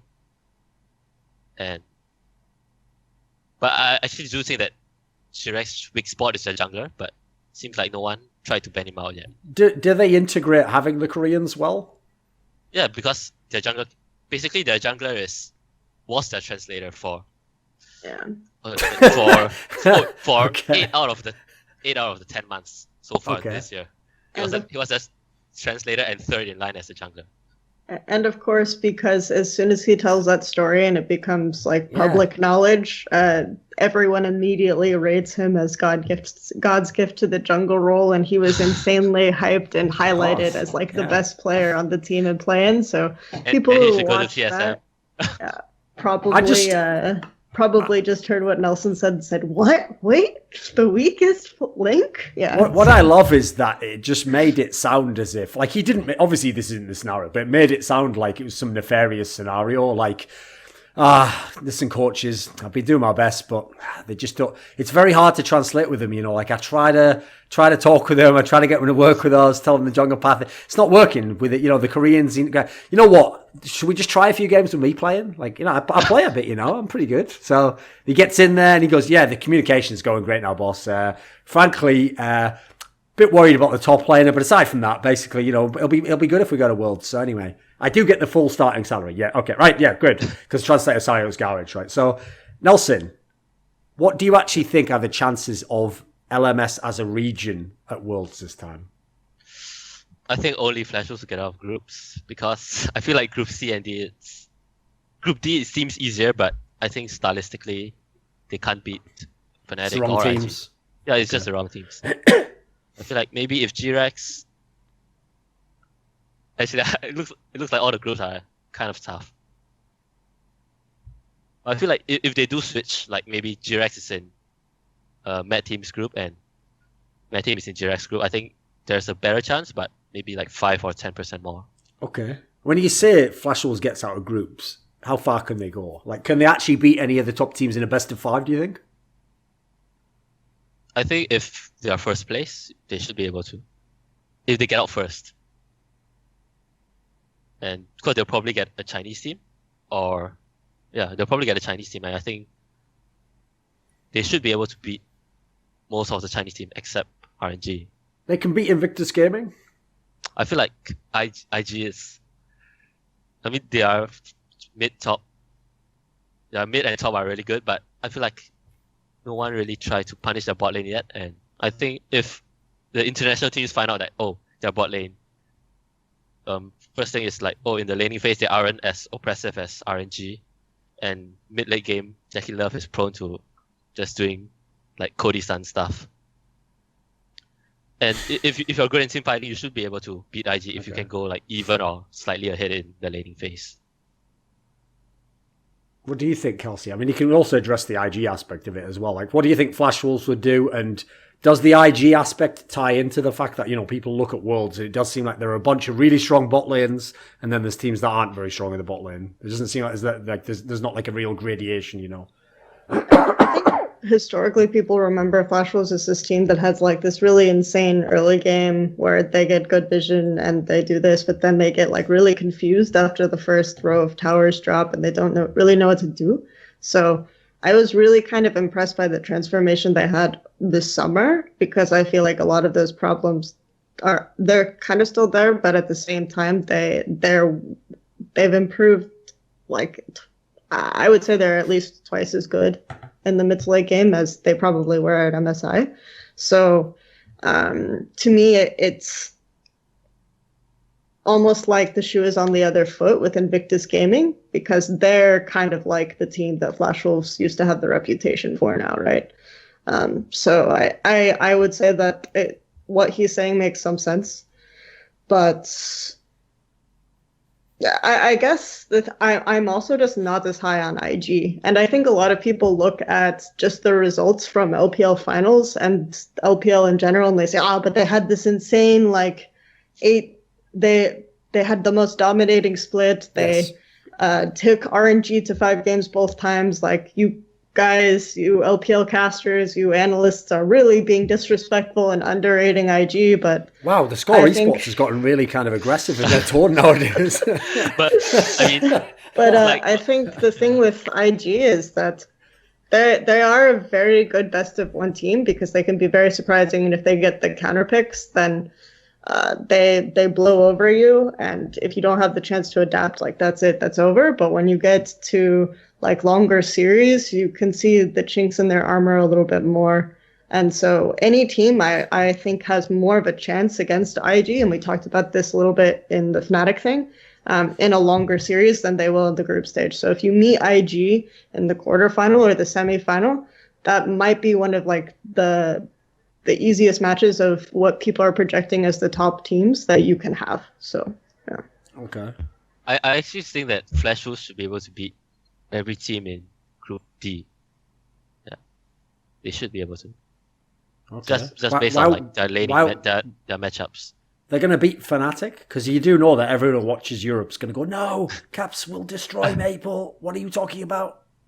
I mean, Maple isn't that bad. I think he's pretty good. I mean, yeah, obviously, exactly. Maybe hit his peak a few years ago, but...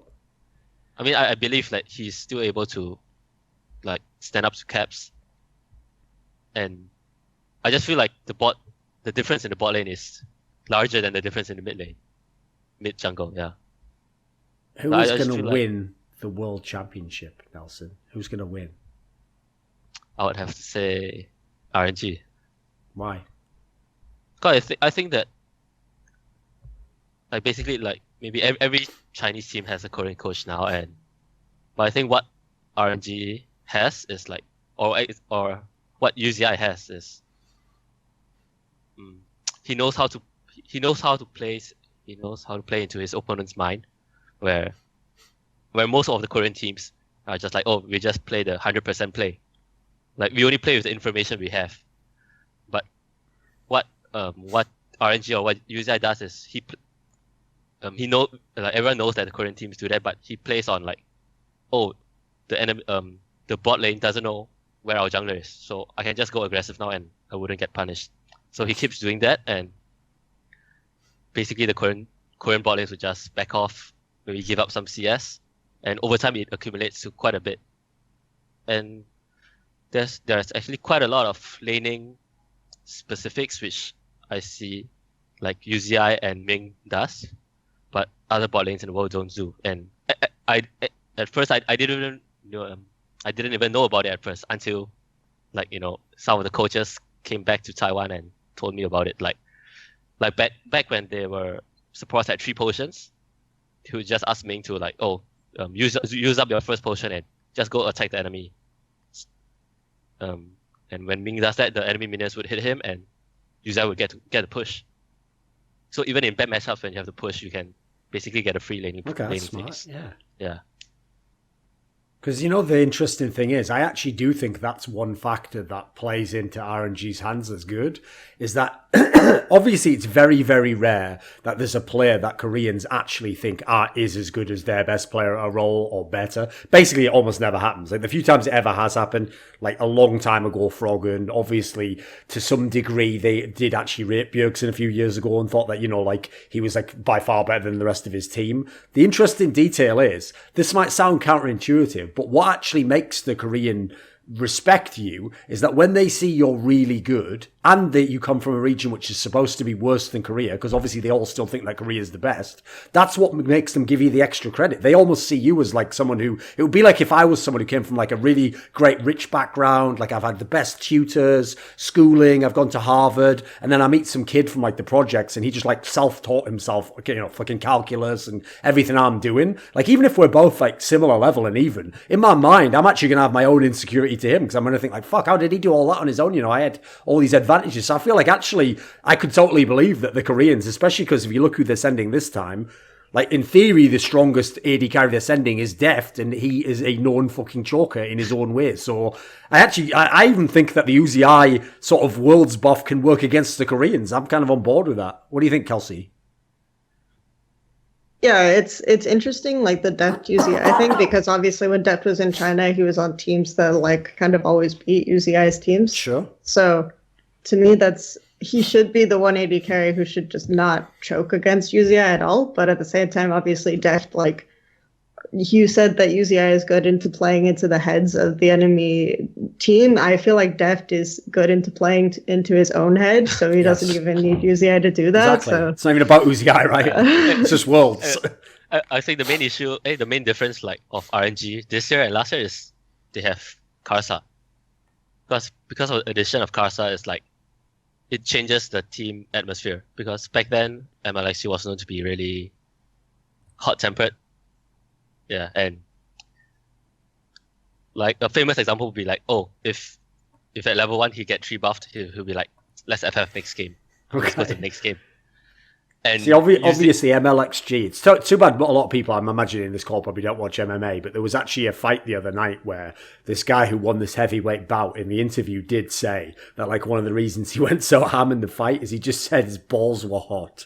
That was actually the reason he said, which is like, man, you know what, I don't know why, but when he said that, that's the image that came to mind for MLXG. It's like, but why did you just go in like that? It's like, my balls are hot, mate, what can I do? What do you want from me? Yeah, and last year it's like, oh, if UZI got ganked in scrims like 3 times in a row and he died, you'll be like, oh, let's go next game.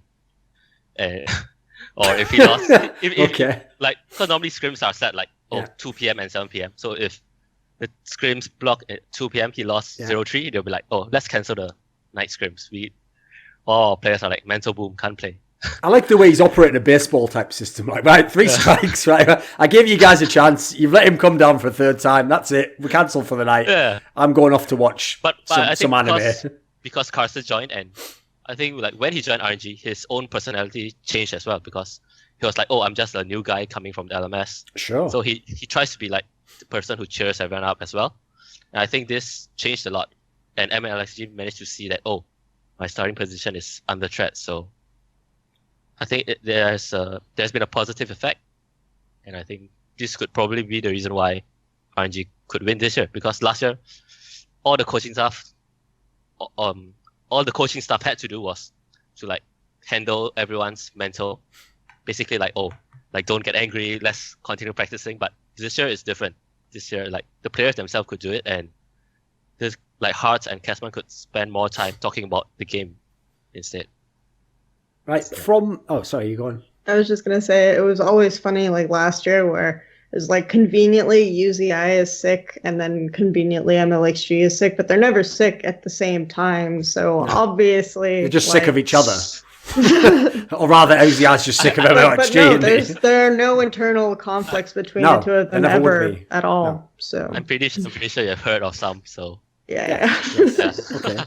What about this then, Nelson? Since you have a unique position in as much as like you have scrum information that people don't have, can you tell us anything about the Korean teams and your kind of perspective on them? Because you're seeing them through kind of a different prism than the rest of us. I think other than Africa, I don't.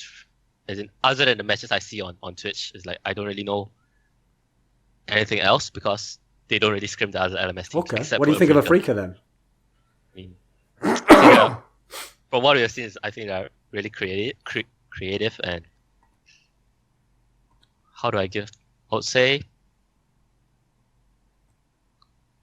they do know how to play to their silent advantages, either Kramer to Sen or to King, and I think in their group at least, they should be able to get out second. Like anything other than that is a failure, and in the playoffs, I feel like they should. I'll say they'll give like every other team in the playoffs a run for their money.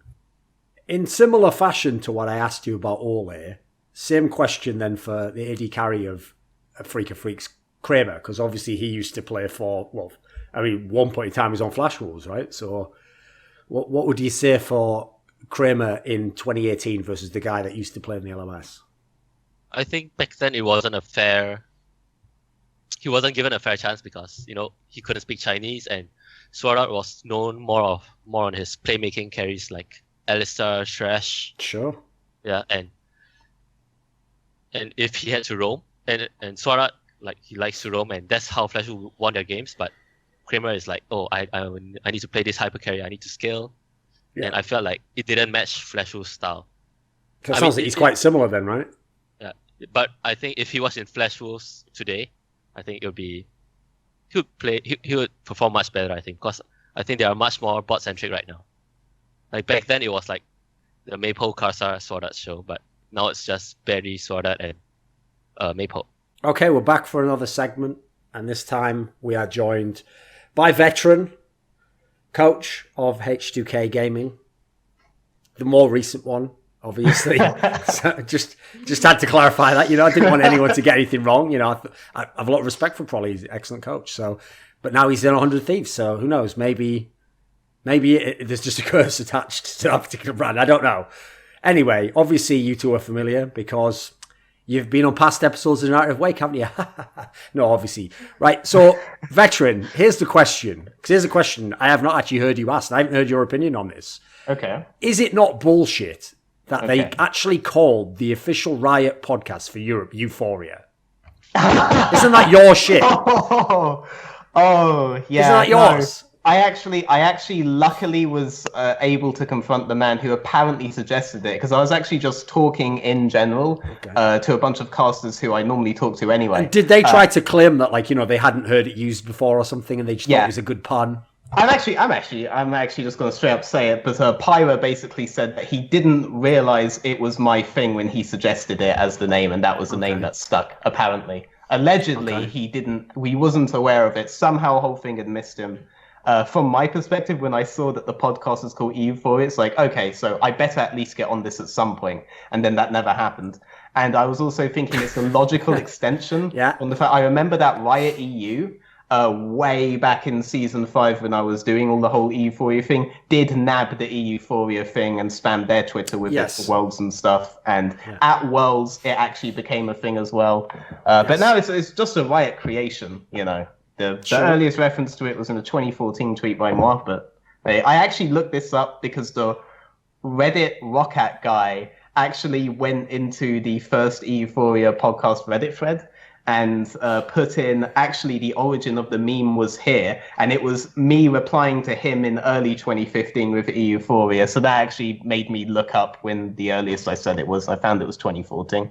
Okay. Yeah. The Reddit Rockat guy, of course, the only thing actually entertaining about Rockat for about 4 years, basically. Yeah, exactly. So at least he gave us a good show. No, that's true. Memento was pretty decent, I guess. Obviously, no comment on the veracity of ESPN leaks whatsoever, but I remember there was the thread of Rockat immediately. It was like, oh, shout out to Rockat. I know. That's the thing that we're going to miss. Yeah, exactly. Important about Rockat not getting franchising. So that man definitely gets a job, though, because now there are going to be definitely new organizations coming in. Sure. And they're all going to want a social media guy, and they just saw a Reddit thread of a bunch of people praising a social media guy, and that you just don't see that. You don't see people make threads about the Misfit social media guy, even though Misfit social media is actually rather good. Sure. This guy is clearly the guy you kind of want to nab, so I'm pretty sure he's got a job offer down the line, and we'll be seeing more of him. He's a good guy.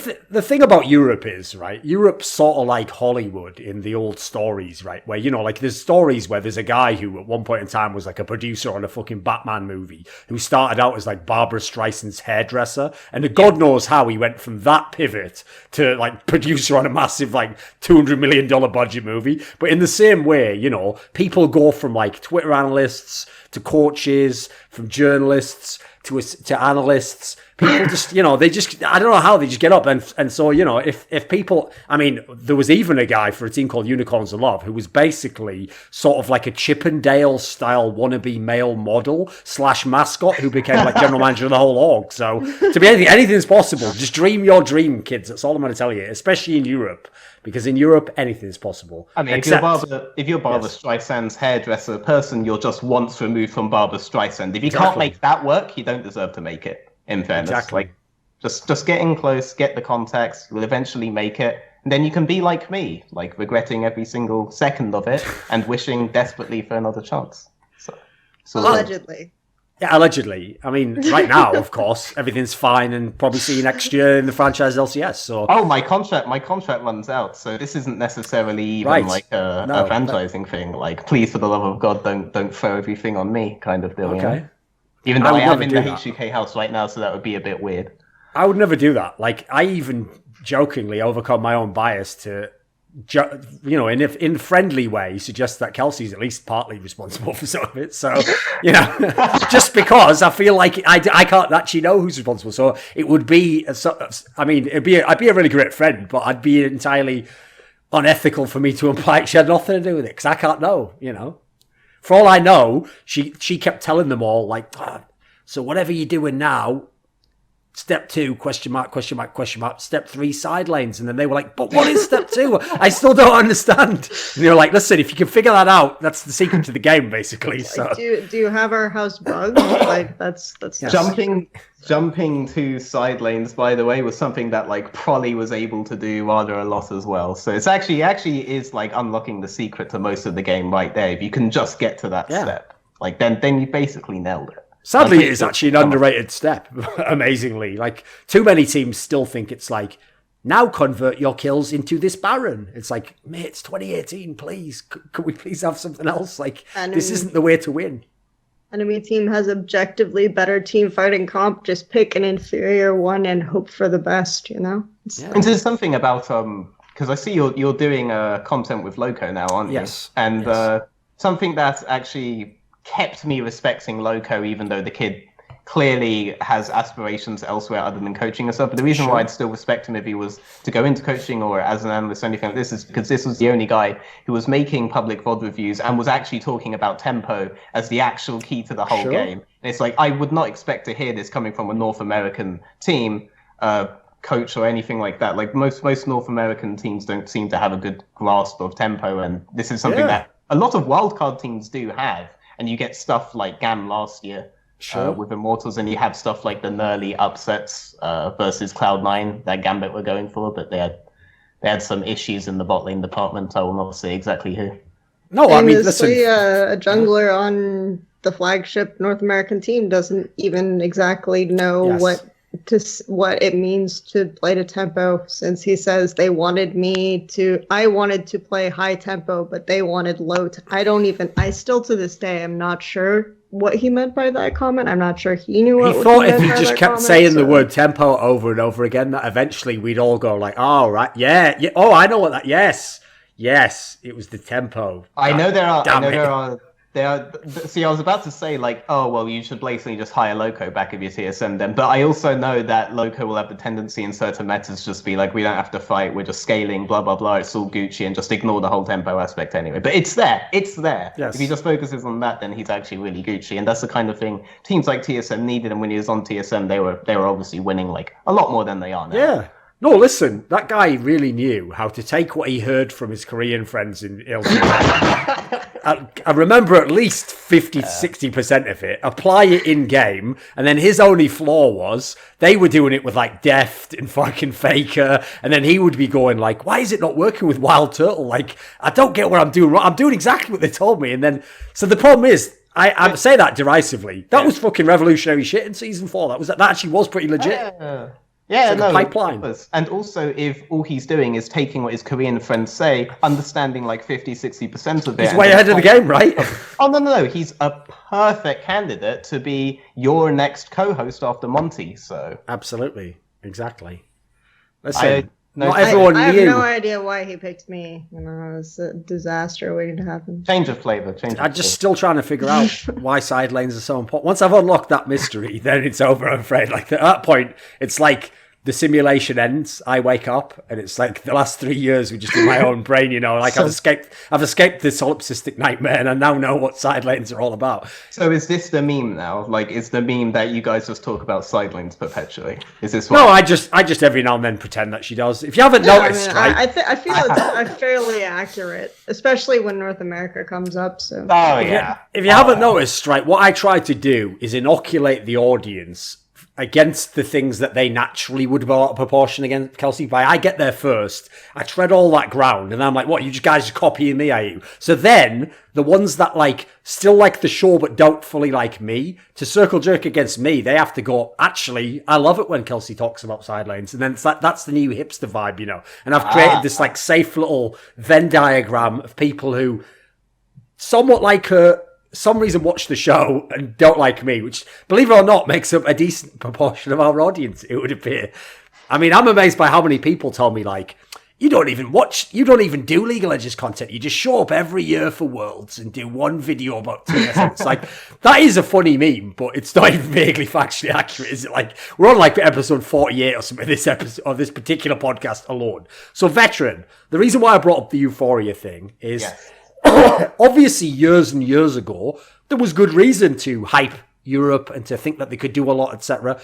I noticed, and we had some people on the show earlier, we had Nukeduck and we had kaSing, like, Nukeduck actually does think, he admitted it's from scrims, he thinks Fnatic can win Worlds. Like, he's high on them. So, are you someone who is willing to join in this in a kind of like St. Swithin's Day type rally of the cause? Like, do you actually think Fnatic could win Worlds? Is it plausible? If you met a European, I'm willing to bet that any European player that you meet that genuinely believes that their comrades in Europe have what it takes to win the World Championship. Any of those guys are players who are actually able to carry their team on occasion, and the players that don't are probably the players who ended up being the problem on their team. I'm saying this not knowing who any of the other players are. So. Sure. I'm just going to assume that the differentiation is like that. It's a really, really healthy attitude to have. And Vitality have basically only been carried by this attitude of like, well, we can obviously do it. So then all that mental block is gone. And if you're going to be the kind of player, well, basically like most of the North American players who just assume it's already lost because the guys on the other side are from Asia and you don't even understand their language, then like, well, you might as well not be turning up, which is why Team Liquid are going to fail again. And Cloud9's probably going to be the only team to make it out because they have too many Europeans anyway. And they actually have been investing a lot in rookies. And when it comes to Fnatic, I think that they do have a shot at making top 4 for sure. They're not my pick to win the whole thing. I think they have a really good path given their group to actually make it towards top 4. But yeah, I'm not going to say that they should win the whole thing. There are definitely players on that team that I think have the talent to be like, I'm not going to say tournament MVP. Well, actually, yeah, Caps can be tournament MVP if he plays well enough, to be honest. But that would require them to actually win the whole thing, or at least make the finals. But when you have talent like Caps and when you have talent like Reckless and when you have players like Soaz who are just incredibly good around the map and side lanes, meme and all of that, you are definitely looking at a team that by rights should be able to do this. They should actually be able to figure it out and beat every team that is there. But you're also at a tournament where you do have other players in other roles like UZI, and we're in a meta where champions like kaSing are actually in the game. And if this guy is to get a champion like that, then he is fully able to solo carry, and that kind of champion isn't really available mid lane right now. And you have, because it's kind of coming into like a top lane meta, and then there is this whole like meme that Soaz isn't really that good at like top lane carries. I do think he is, but I do think he's kind of like outclassed in this tournament by a lot of other really strong top laners like the Shy and stuff like this. And well, KT, yeah, I knew you were gonna do that. Yeah, and Smeb as well, but like. See, I want to say that they can do it. I want to say I'm rationalizing in my head right now a way that I can say that they can do it. But the problem is that I don't actually think that their understanding of how to play jungle, not necessarily a complete slight on Broxah, but the way that Broxah plays jungle is much closer to the TSM way of things rather than the way of things that I think jungle perhaps should be played. And I think that this is severely affecting their early game right now. And I think that is something that teams like RNG are going to be able to capitalize on really easily. And they do have the support staff though to kind of figure these things out, but it's not like G2 back when Young Buck was on that were like exceptional in the jungle early on or anything like that. These aren't early game teams that Young Buck has always been in, and I do think it's pretty possible that these guys will just lose before they come online when it gets to the later stages of the tournament. But I have them as top 4. For sure, and I do think you have a roster that should be able to do this if they're guided properly and if they can figure out how to play properly as a team. Yeah, well, actually, that's one angle that I'm on board with Fnatic. Like, I think in terms of like pure roster, this has to be one of the best that we've ever sent to Worlds from any Western region. I mean, like sure. Kelsey, when we had that discussion earlier, where the other thing is Nukeduck actually, I mean, you agreed with him, he thinks that like Caps is better than Rookie. That only sounds ridiculous at first because people like clutch their pearls, like, what? A Western player's better than someone from Korea? It's like you have to realize for this Worlds. mid lane talent isn't that stacked. Like, I know everyone wants to like rave about UCal. UCal's job in KT was play like 2 champions and not be porn. That was literally the most redeeming thing. Was like, see all these Hall of Famers who are the best players of all time, just let them win the game. And he was like, yes sir, I will play Azir. Like, you know, he did a great job at it as well. But you look beyond that, obviously Kuro actually has had a pretty good year, but Kuro by his nature is not a flashy star player type character, you know. Then you've got Rookie, obviously, yeah, very good player, but I often say this, perhaps not the player that the narrative of people who don't really watch LPL make him out to be, because I feel like they're a couple of years behind on that one. Could Caps be the best mid laner in the tournament, Kelsey? Yeah, I think for sure I think he is. I think that Rookie will look better to kind of at a cursory glance, because I think he has developed kind of the maturity, and his team won't do what I think Fnatic will do, which is everyone tried to really hard pile on getting Caps ahead to the point where we're out of position. Like occasionally they will do that, and I think that was sort of Rookie last year and the year before.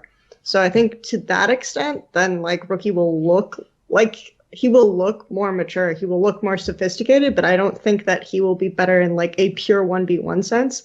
And that's where, to me, Caps really shines. Caps is like the superior mid laner of the two. So, okay, Veteran, isn't there a concern though? This is a topic we've addressed in the episode, but I wondered what you thought of.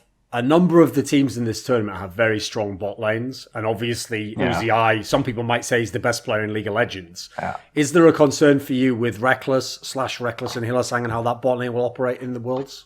Well, I think... Oh, no, you said Hylissang. Okay, for some reason I thought you said Hyun. I was going to be like, well, yeah, that's why G2 are not making it very far in this tournament. But when it comes to Reckless, I do have a concern, because I do remember that literally playing Forgiven against him was free win, not necessarily because the skill discrepancy was that hard, but because Reckless changed his playstyle for that. Right. He literally changed his playstyle for that. And if you cast your mind back to MSI, though he was getting kind of out of that sort of like mental slump that he would do in face up against a really good player, he definitely wasn't putting on the kind of performance versus stuff like Prey that you would want him to be able to put out if he's going to face a player like Uzi. So it kind of depends for me, not like purely skill wise, because I'm sure that they're not going to allow Uzi to just grab kaSing, farm up, and we're probably going to end up seeing some variety of Varus Ashbot kind of matchup. But I am pretty sure that skill-wise for that, he's going to be able to hold his own in lane enough for them to be able to play out their comp later on, if he is playing at his A game. And then I think Uzi may be better in team fights later on for sure, but so long as you deny him that kind of Kai'Sa-like champion, then I'm just going to keep saying Kai'Sa because she appears to be the most broken thing in the game right now, and you should first pick her.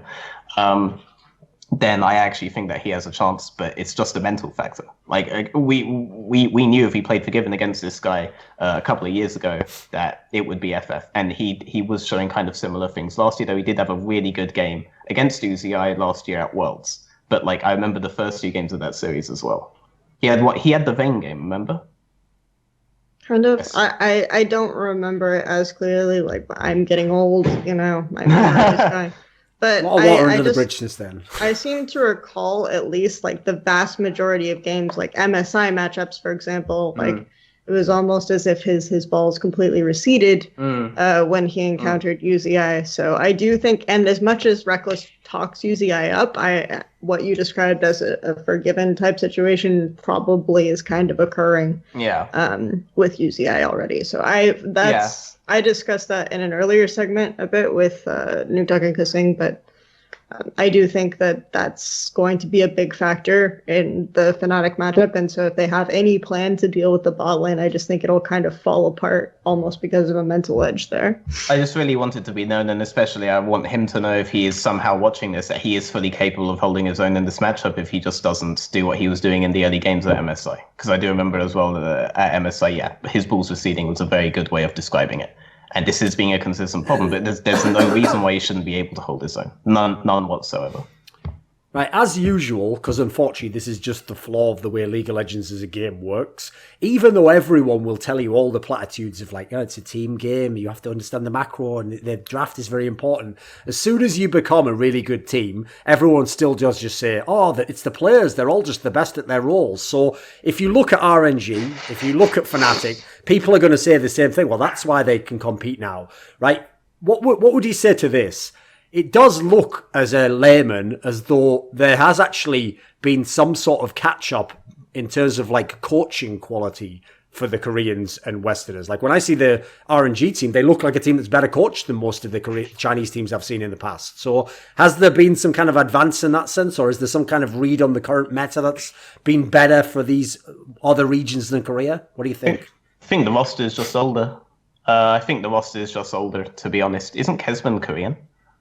Kesman and Hart. So for me, I feel like there was a carryover that started with Mata into Firefox, and then Hart studied under Firefox, and famously, like, Hart was known for being like one of the only coaches who was aware that he sort of choked on stage. So he needed, just in draft, it's like players start talking, and I think he froze up a bit. And then after that, like, they brought Kesman on, and the two of them worked really, really well together. And so the thing that RNG are known for is, though, even though Kesman and Hart are Korean, they speak very fluent Mandarin Chinese. So there's like really open discussion in the team. Yeah, I just wanted to get if he was Korean or not, because if the point was here that we are catching up with Korean coaching or whatever, then the fact that he's Korean will kind of make that a bit null. But I think the broader point is that RNG as a team have now got an entire year extra together than the last time that we saw them. It's almost exactly the same roster. Very minimal changes, mostly towards the coaching staff. And I think that experience counts a lot in their favor. I think similar is to be said for Fnatic. A lot of the experience counts in Fnatic's favor.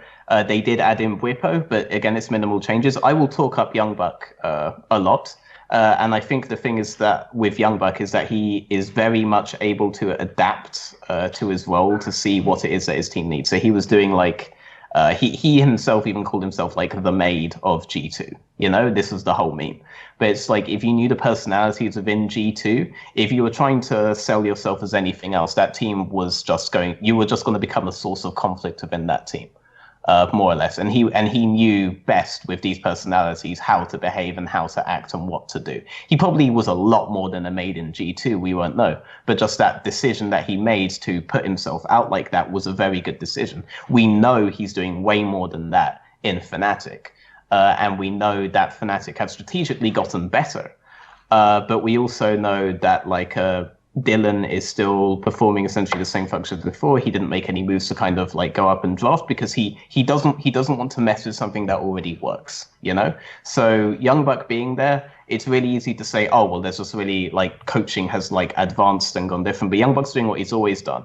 And that is he's seeing how the team is best developing, and he's getting out of the way in those and just helping it along in the areas where it kind of needs. And I think that if you gave Fnatic a year and didn't put someone in who is going to cause conflict or make any unnecessary changes, they would improve to the kind of state that they have now. So I just think that like there are just a lot more mature teams now that have stuck together for longer, rather than, oh, we didn't do well this split, replace our mid jungle, replace our bot lane, replace everybody, which was the mainstay if you go back 2 or 3 years. Now it's not like that. Like we're in like the 50 millionth H2k roster at this point. But Fnatic have basically remained stagnant for 2 years plus. RNG have remained stagnant for 2 years plus.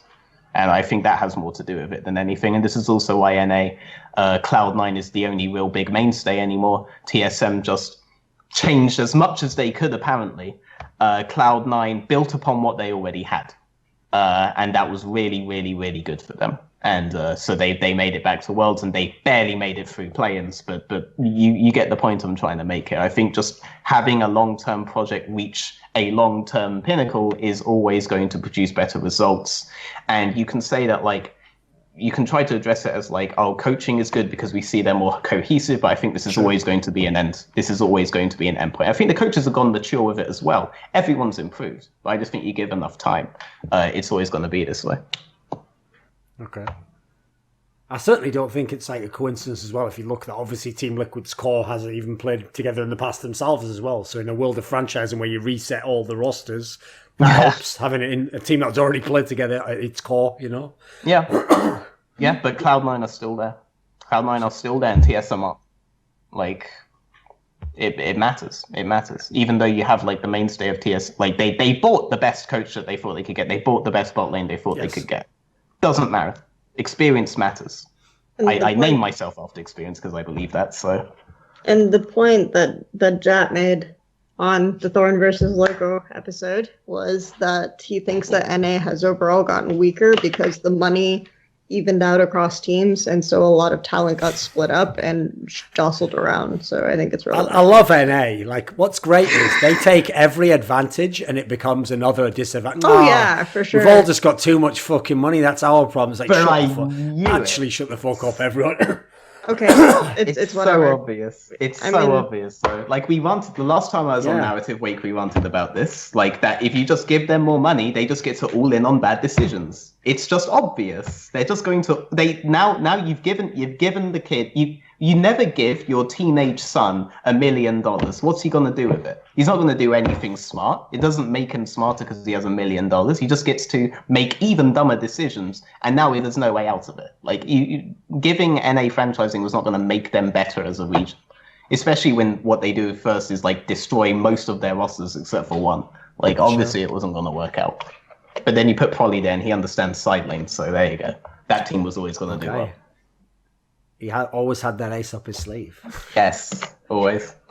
You should do that, Kelsey. There's an idea for you. Since you're an aficionado of tattoos, or once were, as I actually learned from the comment section of a recent video you did. Yeah. How about having, what you should do is you should have a tattoo. You know, some poker players get an ace slightly up their sleeve as like, I've got an ace up my sleeve all the time. Get that, but instead of an ace, it just says like side lanes. And you're like, see, I've always got that. It's always in my arsenal. Exactly. That's the move, you know? Always convenient. It's just like a picture of like, Aurelia just taking like 7 minions uncontested as Matt. All right, we've joked about that a lot in this segment, but the thing is that I feel like you can actually really define most teams by their approach to, like, for example, when we had Nelson on in the last segment and he pointed out that RNG and Flash will scrim a lot, I was like, I could tell because they set up the map and they're 1-3-1 the fucking exact same way. No one else does that. So there you go. Who is the best at side laning at Worlds then, Kelsey? There we go. You set up the question now, right? See, this is why I bring up Afrika as my sleeper OP and who I think will win Worlds if RNG doesn't. See, I have to give myself 2 because I haven't correctly predicted a Worlds winner since Season 2. So I have to give myself 2 possible Worlds winners this time around. So that's why I have Afrika as second, because I think it's either RNG or Afrika who have the best side lane setup approach in the World Championship. So there you go. Well, here's the thing, Kelsey. In that case, I actually hope that you get both the gift of correctly predicting the winner, but the curse that when RNG wins, everyone just goes, they had Uzi. Uzi is so good in team. I hope that's what happens, that they do actually win from having the best side lanes. I mean, that's what happened at MSI, except for the part where I predicted the correct winner. But the interpretation of why RNG won did happen at MSI, so yes. Okay. What about this then? So, since you referenced already, like you started to touch on G2 veteran, like this is a team where, because of like the path to Worlds, even from the planes, I feel like a lot of people are a bit turned off of G2. Can they actually do something in this tournament?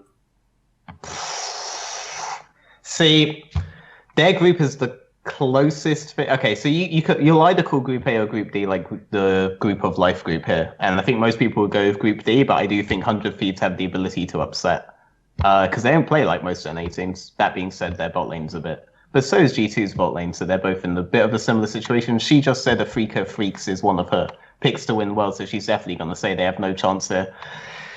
I would also say they have no chance here, to be honest, but it really depends how Flash Wolves play, but this is probably the single best meta for Worlds that Flash Wolves have ever come into play, actually, because Sword Art doesn't have to play Morgana or anything like this anymore. He can actually just play tanks and, be useful without dying perpetually. So they can actually just play around top, put Sword Art on the tank. They can do whatever they want here with this meta. So it's actually really good for them. Just by their group draw, it's really unlucky, to be honest. The thing is, the Freaka Freak's big strength when it comes to side lanes is from their top laner, and Wonder is a seriously good top laner. So I guess it depends on how you think G2 are about playing towards that objective versus how you think a Freaka are about playing towards that objective. And I will definitely say a Freaka have better compositions to do that.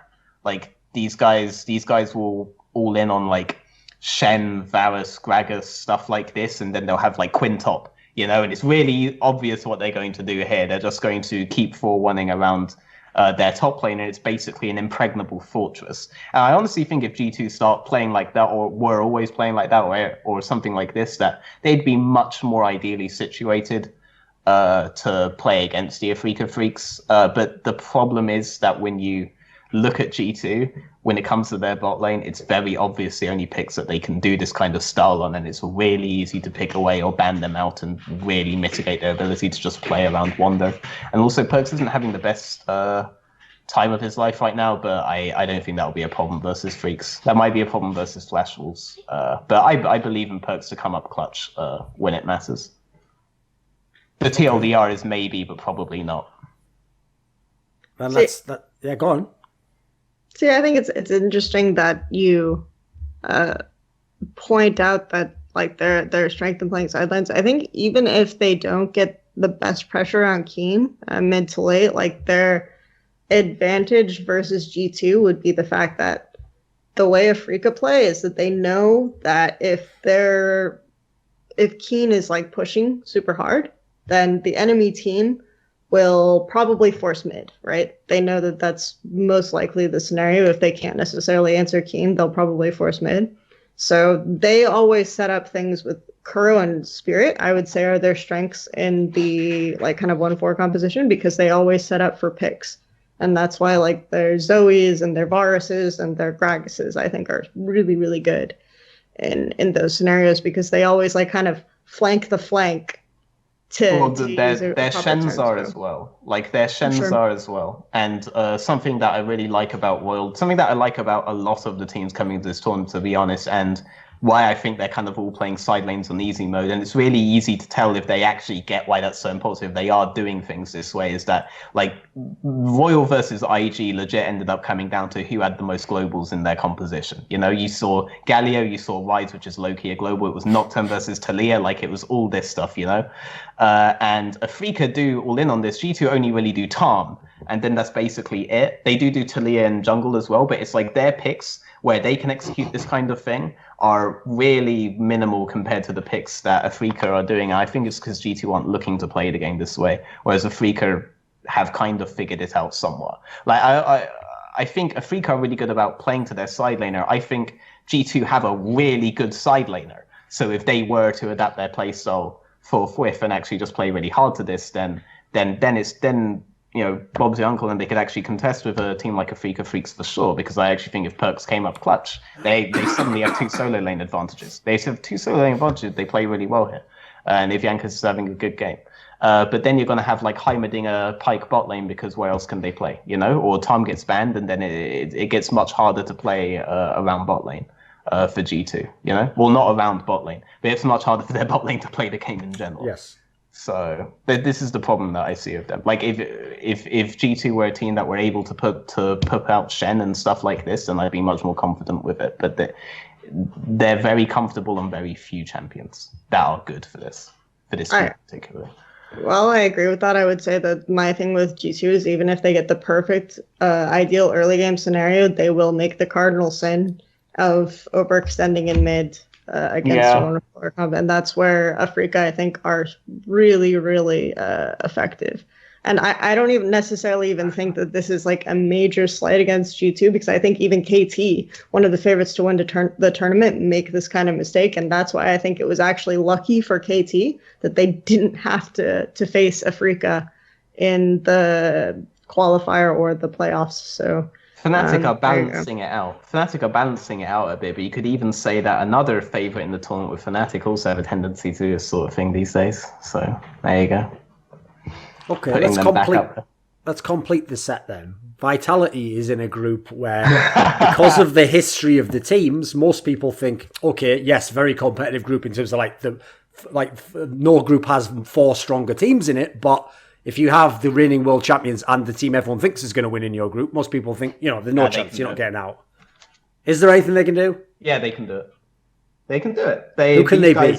Because these guys have practiced cheesing their arse off for the last year. Like, if they can't cheese a couple of BO1s versus a team like Genji, who are basically playing damage control for 15 minutes of every game anyway, then I don't understand how they even made it. And then they'll probably just have to cheese a tiebreaker if they're able to do this. And she's going to say, well, RNG also have really creative, like, swaps and level 1s and all of this stuff. And, like, that's fine. But Vitality's creativity is so creative, it's actually garbage. And we saw with GAN that can actually work in a best of 1 scenario. Like, so long as Kikis was actually playing Chaos style all along. He's just going to fully unleash the chaos. That's the only solution. The memes are back, Kelsey. Please just retire that term. I'm so completely different type of thing. Kikis was just playing like bad junglers. That's a completely different. That's a completely different thing. I'm talking about stuff like GAN were really throwing off their opponents by disguising what was essentially a bad lane swap. Yes. With, weird picks that would make them think, oh, this isn't a lane swap, this is something else. Like, the thought it was a lane swap never occurred to them, and they played like monkeys, Vitality, I actually saw Vitality's coach praise this. He didn't even realize it was a lane swap. So he's the kind of guy who would make up something like this and not realize what he's done is a bad lane swap. And then, Bob's the uncle, they win a game off of it. But so long as they all in on something crazy like that in a best of 1 scenario, I see no reason why they wouldn't be able to cheese at least 1 or 2 games off of RNG and Genji. And that's all they have to do. They have to do that, and they actually have to beat Cloud9 normally. And if they do that, then you're in a tiebreaker scenario. They can flip and they can get out for sure. They have the players to do it. Like, it's not like they have bad players. They have really good players on their roster. Like, these are new rookies. When Jizuki didn't have the best summer, but he had an exceptional spring. And, he was playing in EU, now he's playing internationally, so the standard of mid lane's just gone down. Like, he can definitely shine here. Kikis has actually been performing really well on this team, to be honest. Such that I actually put him on my MVP ballot. And Cabo Shard is actually he's become like a kind of like a sleeper strong top laner, probably because in spring Vitality had this tendency that we're level 6, everyone go bot lane, boys. But this split, it's either everyone go top lane or everyone go bot lane, but it's a 6, it kind of evolved of that. So now he's getting a little bit more credit, but I actually think he's always being really strong in metas where he's able to pick like carry top laners, and this is that meta. And their bot lane's always choosing really weird things in solo queue, but all that means to me is that they're actually willing to adapt.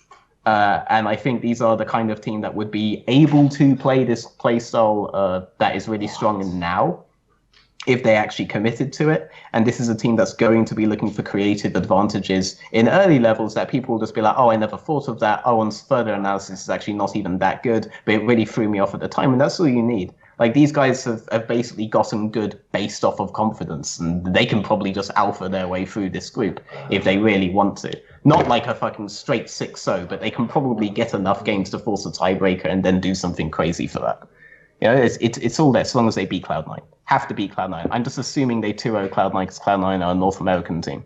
But, Cloud9 have somehow managed to make it out of groups every single time. But that's normally because it's been like SKT, them, and who. It's not the case anymore that it's like that. So let's see. Okay, what about this then? So you praised Cloud9. I know it's in the context of using it to like alley-oop to slam TSM in the face, but okay.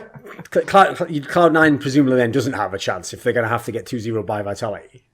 They have to. Yeah, they have a chance. Their players are just not as good. Their players are not as good. Their understanding of the game is not as good. What about Team Liquid then? Do they not get some kind of props for being able to execute and to beat NA and get to Worlds in number 1 seed? The way they beat NA. Yeah, the number 1 seed in NA always does really well, by the way. In fairness, it's usually TSM. Season 4 they got. That's literally it. But your boy Loco isn't there anymore, so they don't. That's what I mean. It's like you can't necessarily hold the fact that number 1 seed doesn't do well against the entire other possible number one seeds if the number one seed is always TSM, you know. So. I mean, CLG was shit the time they made it as well. I actually want to give props to two things about these two NA teams. So first with Cloud9, Jensen's a really good mid laner when he doesn't have a quote-unquote cold. And I think the way that they play mid-jungle is actually really intelligent versus teams that don't understand how to play mid-jungle, which is none of the teams in Group B, so that advantage is gone. Right. Their top laner has been doing quite well, but I think he's outclassed by everybody there. She can say if she thinks Licorice versus Let Me is like good or not, but I'm going to assume she's going to say no to that. I think their top laner is actually quite good, but I think the picks that he's very good on are somewhat limited. So like if you have Lysandra, if you have Aatrox, etc., then he can really carry a game. But I think that even though this is a meta where you can play carry top picks, like majority are still tank, you know? So if Aatrox is down, if Lysandra is down, it's basically down to Urgot, which I feel is more a tank pick anyway, so. Sneaky Zazel are a very good team fighting duo bot. They're against Ruler and Uzi. So whereas I do think their mid jungle could potentially be a strength, I do think they're against a bunch of teams that have at least got good mid jungles. That being said, most of their power does come from the bot lane. So they have like a slight thing there, but that's not true versus Vitality. That's not true versus Vitality. I actually think Vitality match up really well versus Cloud9. So I think it's easy for them to 2-0 here.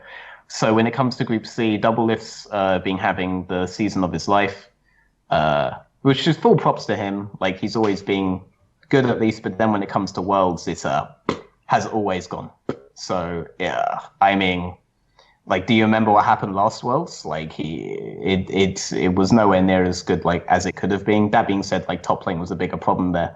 But he has never shown like the hard carry performances that he has been able to show stateside. But if he is able to play like he has been this season, then that's a good point for them. Smithy is legitimately good. Like, he's like a legitimately good jungler. He's legitimately smart about how he paths, and he's been the guy that after Meteors has been out of the scene, I've always thought of as like the cerebral North American jungler. And I think having him on that team is probably the best bet that they have. I do not know how good Edward Gaming are at all. I just haven't seen enough of them. I honestly cannot comment on them. So if they come out second here, it's going to be their matchup versus Edward. So I'm just going to let Kelsey say if she thinks they can match up well against Edward or not, because I have no idea. I think one of the big thing for Team Liquid for me is that I think that even though they play primarily around bot, they've been doing, like, I think this split Poe Belter has evolved more than he has his entire career otherwise. Like, I actually, because I was kind of memeing his Aurelia picks earlier on or looking down on them in a way, but it became like one of his stronger picks. I think he actually, like, he even said at MSI, and the team even reflected that they didn't actually understand how to, like, 1-3-1 or 1-4 with their mid laner, and he was really bad in that scenario. So he actually worked on that a lot, I would say, this summer. And there were games where I think Team Liquid looked best where they were playing through mid jungle. And I think part of that is that Smithy is kind of, when he backs after doing a rotation or whatever, he goes through mid lane. And that's mostly so he can react to what's happening on sides, like if Ola dies randomly or if something good happens in top lane, he can immediately go there. So he's been backing through mid a lot more than he used to, but that also makes it really convenient for him to play through mid, and I think that's a very good look for TL. I think that if Scout gets certain picks like Azir and stuff like this, it makes it really difficult to do and execute against Edward Gaming, because I would say, like, I'm not really high on Scout, and I know he's a really 50-50 player, but I honestly believe Edward Gaming would not be here if he didn't just, like, become completely insane in the regional qualifier. Like, reviewing those games, Scout it really, really stepped up. He played champions like Azir that could not only get mid-priority but carry the game, but there are very few champions that can do that. So after that, it comes down to Edward Gaming's like really backward philosophy that we're going to play around bot lane even if we don't have a comp to play around bot lane, and we'll just have better players in that scenario, then TL can win. But if TL do not play to counterpick their bot lane, I think they will lose. So I think it will most likely go 1-1, and it will come down to who wins more games against the other one. So for me, though, my prediction actually for Group C is that EDG will take a game off of KT, just because I think that they will understand, like Def, they will understand how to play around KT's style pretty well, and then they won't get out of group. Actually, I think TL will beat them, because I think that EDG can still screw up and lose a game to Matt or something like this. So okay. If really Team Liquid was to get into the playoffs, Veteran, can they actually in a best of 5 match up against any of the teams they're going to play there, likely? If they're second versus Fnatic, they lose versus... Oh my god. Okay, so would it be Genji or Royal? Ooh. Versus Royal. Wouldn't Genji be a decent matchup? I'm now saying I think Royal win that group, which means Fnatic don't necessarily dodge Korean teams if they come out first in Group D. I only care about that, by the way, because of the aforementioned reckless mentality thing. Like, for my top 4 prediction, that actually kind of matters somewhat. But it's like, if either RNG or Genji come out top 1 or 2, then it's top 2, then... Yeah, Vitality have to make it out of that group, actually. Holy shit. And then Fnatic, if they meet Group B number 2, then it has to be versus Vitality, and then they make top 4 for sure. But you asked Team Liquid. Team Liquid can't beat anyone except maybe Flash Wolves. So yeah, they can't. Yeah. yeah. I'm assuming you're going to say there's no way they match up well versus Afrika. Because you have very strong opinions on Afrika, right? Yeah, I think it's really unfortunate, because I think that IG are much stronger in BO1s or shorter series. So I actually think IG come out first in this, but that Fnatic would actually take IG in a best of 5, and IG are like the best team based on like general projection that Fnatic would take. That Fnatic would be in a series. So for me, it's like we're talking about Team Liquid. Oh, Team Liquid, yeah. Versus well, you said Afrika. Fnatic first, though. But sure. Team Liquid versus... So I'm addressing that, and then I'm moving on to Team Liquid. It's because he digressed from the fact that he realised what he was saying now meant it couldn't be what Fnatic making top 4 automatically. Yeah. So, yeah. If they meet... Yeah. Because that was what was really good about in 2016. For me, it's unfortunate that Fnatic are placed in a group against IG, because obviously then they can't play them in quarters or semis. But... in terms of Team Liquid, I think they probably get out of group, but I don't think that they do anything after that. I think it's typical NA quarterfinal placement, the end. So okay. Yeah, if Team Liquid versus any of these teams is quarterfinals, the end. Like, if Vitality make out first in their group, Vitality destroy Team Liquid. Like, it's there are just too many weaknesses when it comes to North American rosters, to be honest. Okay. Who are you picking to win Worlds? Ooh, I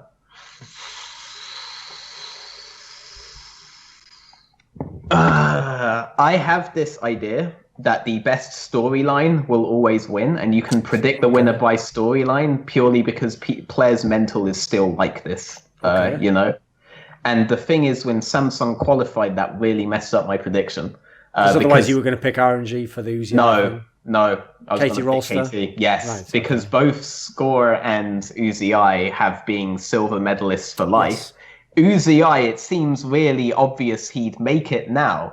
But if Score finally won LCK, the final time that LCK was actually, LCK and not just Riot's League, and then was finally able to win Worlds, and then rolls off into the sunset when it seemed like Uzi is completely unstoppable and all of this stuff. That is the absolute most cathartic storyline for any Score fan possible. That's the most cathartic storyline you can actually generate from this tournament, because if Uzi wins it, it's like, okay, yeah, he did the full round robin when he finally made it. But Uzi's already had this catharsis of finally winning LPN, this catharsis of finally winning MSI and all of this stuff.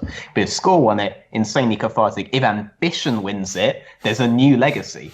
It's not just like Faker. You're going to be able to make all these storylines about ambition, you know? And he was the guy who was wiped out by Faker the first time. That's why it was such a good storyline last year, you know? That they make it through the qualifiers and then all the way through to the top, and then they actually won the whole thing, and Ambition's finally doing it and all of this stuff, you know? Like, even though you'd think that, like, Faker is the more obvious storyline for it, Ambitions was still the more cathartic. So it depends on whether I think Ambition or Score, and the thing is that scores can only happen now, so I still have to say KT, to be honest.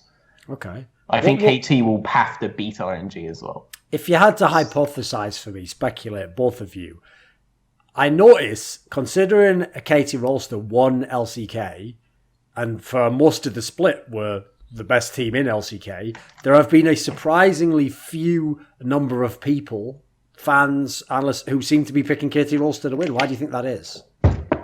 Who picked Samsung? But I think the reason why no one believes in KT anymore is because KT are the single most disappointing team ever made in League of Legends. So that's probably why no one actually seriously believes they'll win. I think that's always going to be in the back of people's heads. I think strategically speaking, sure. When it comes to KT, maybe people are thinking that the way that Deft plays is not good for this meta. That being said, the fact that you have Smeb on this team, but you built a super team like this to have this many options, sure, should actually work in their favor into this meta. And I do actually think a really good thing about KT is that they can play Def 2 side lane.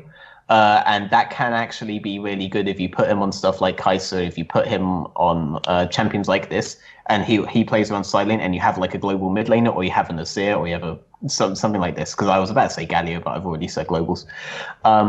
This is a playstyle KT can actually pull off. That's actually a really good way to play right now. It's similar to how RNG are playing. But on the flip side of that, Deft does go a bit too ham sometimes. Deft can become a liability if you're playing this kind of setup. But I don't see any reason why they couldn't win Worlds, to be honest. Like, I actually think that all the tools are there, and I've seen them play the playstyle that you'd have to play in this meta to do it optimally. So I genuinely think they can win the whole thing. I think they will win the whole thing, obviously, just because of a storyline thing appears to be the way forward. Okay. But yeah. Kelsey, what are your reservations about KT? So I think that KT have two issues. One is that they go too ham in a play, like they go for too many objectives on tempo, and then they, like, by then the enemy team has respawned and just aces them, you know? Like, those types of situations happen a lot for them. The other issue that I have with KT is that I think that the way that both RNG and Afrika Freaks set up their 131s or 1-4s, or just, like, in general, their mid to late game is really good into the way that KT play, because KT always want to get pressure in mid first before they, like, fix their side lane waves, whereas I feel like both Afrika and RNG play the other way around, but in with varying styles. And I actually would rather see Afrika and RNG play out, because I think that they're a little bit more advanced in that setup and how they're thinking about the game than KT is. So.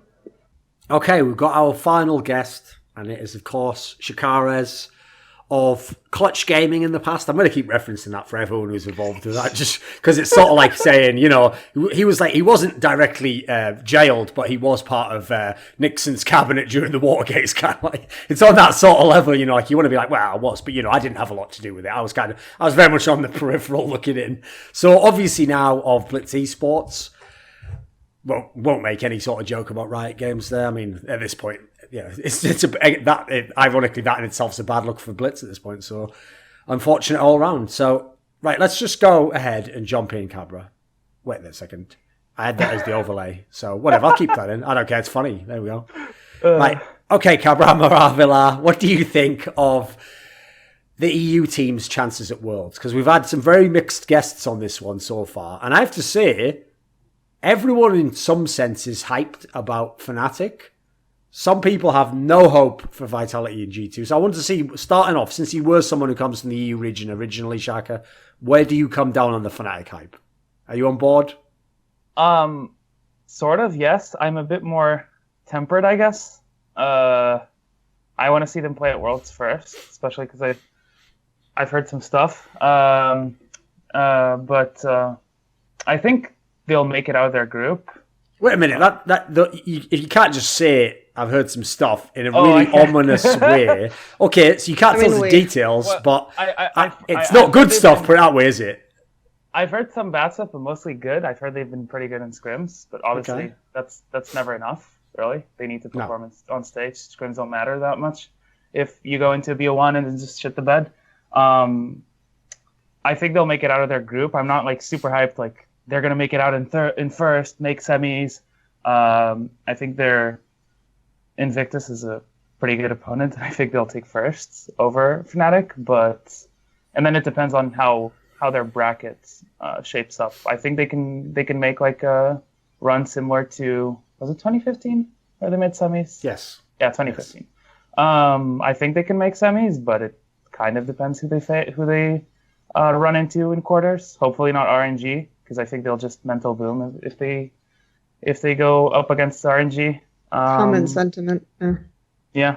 As for the other two teams, I mean, I think we haven't seen Vitality in a while, but given C9's overall level, I think they can take third over C9. Now, whether they can break that top two, I think it's very unlikely. I've just realised I'm actually going to take Veteran's approach, because Veteran's joke approach, by the way, to predicting the winner of Worlds, he said that it's based on whoever has the best storyline. Like, it's the idea that warps reality, because, that just seems to be the way, especially this year, it seems like a lot of the storylines are like concluding, KT wins LCK, Score wins LCK, Score goes to Worlds again, UZI wins LPL, UZI wins MSI, it does feel like a concrescence of storylines is building up to some fucking, what do you call it, supernova, or whatever point, at which point in time the best storyline does win. So logically, the best storyline should be that at some point in time, UZI plays Reckless, beats him, Reckless cries. He plays Deft, beats him, Deft cries. UZI wins Worlds, which makes UZI cry, and then he's even better at crying than Deft and Reckless, and that's the ultimate storylines, all bashed him on. And hopefully he plays Katie in the final, and then Score cries, because he comes second. And what people forget is, Score coming second is a better storyline than him winning, because it maintains the storyline, doesn't it? Jesus the other Christ. ones are breaking all the storylines. I've actually done it. Sorry, Veteran, you're not on the show now, but I've taken your thing, like the Euphoria podcast. I've turned it into something better by removing you and putting someone else in there who's less obnoxious and people could listen to that message from. And I've managed to do it. In fairness, Shakarez is sitting here thinking, "Oh, Veteran is literally just predicting things by narrative," but he thinks that players actually buy into the hype, and that affects their mental. So it's similar to the Fnatic RNG thing. It's a self-fulfilling prophecy angle, yeah. I do think it's fair to say that RNG and KT meet in the finals if they don't meet each other before then. Sure. So that's fair. But yeah, going back to the EU teams, Vitality. I think Vitality, since even though we haven't seen them in a while since their third and fourth place match, I think they should be better than G2. G2 looked very.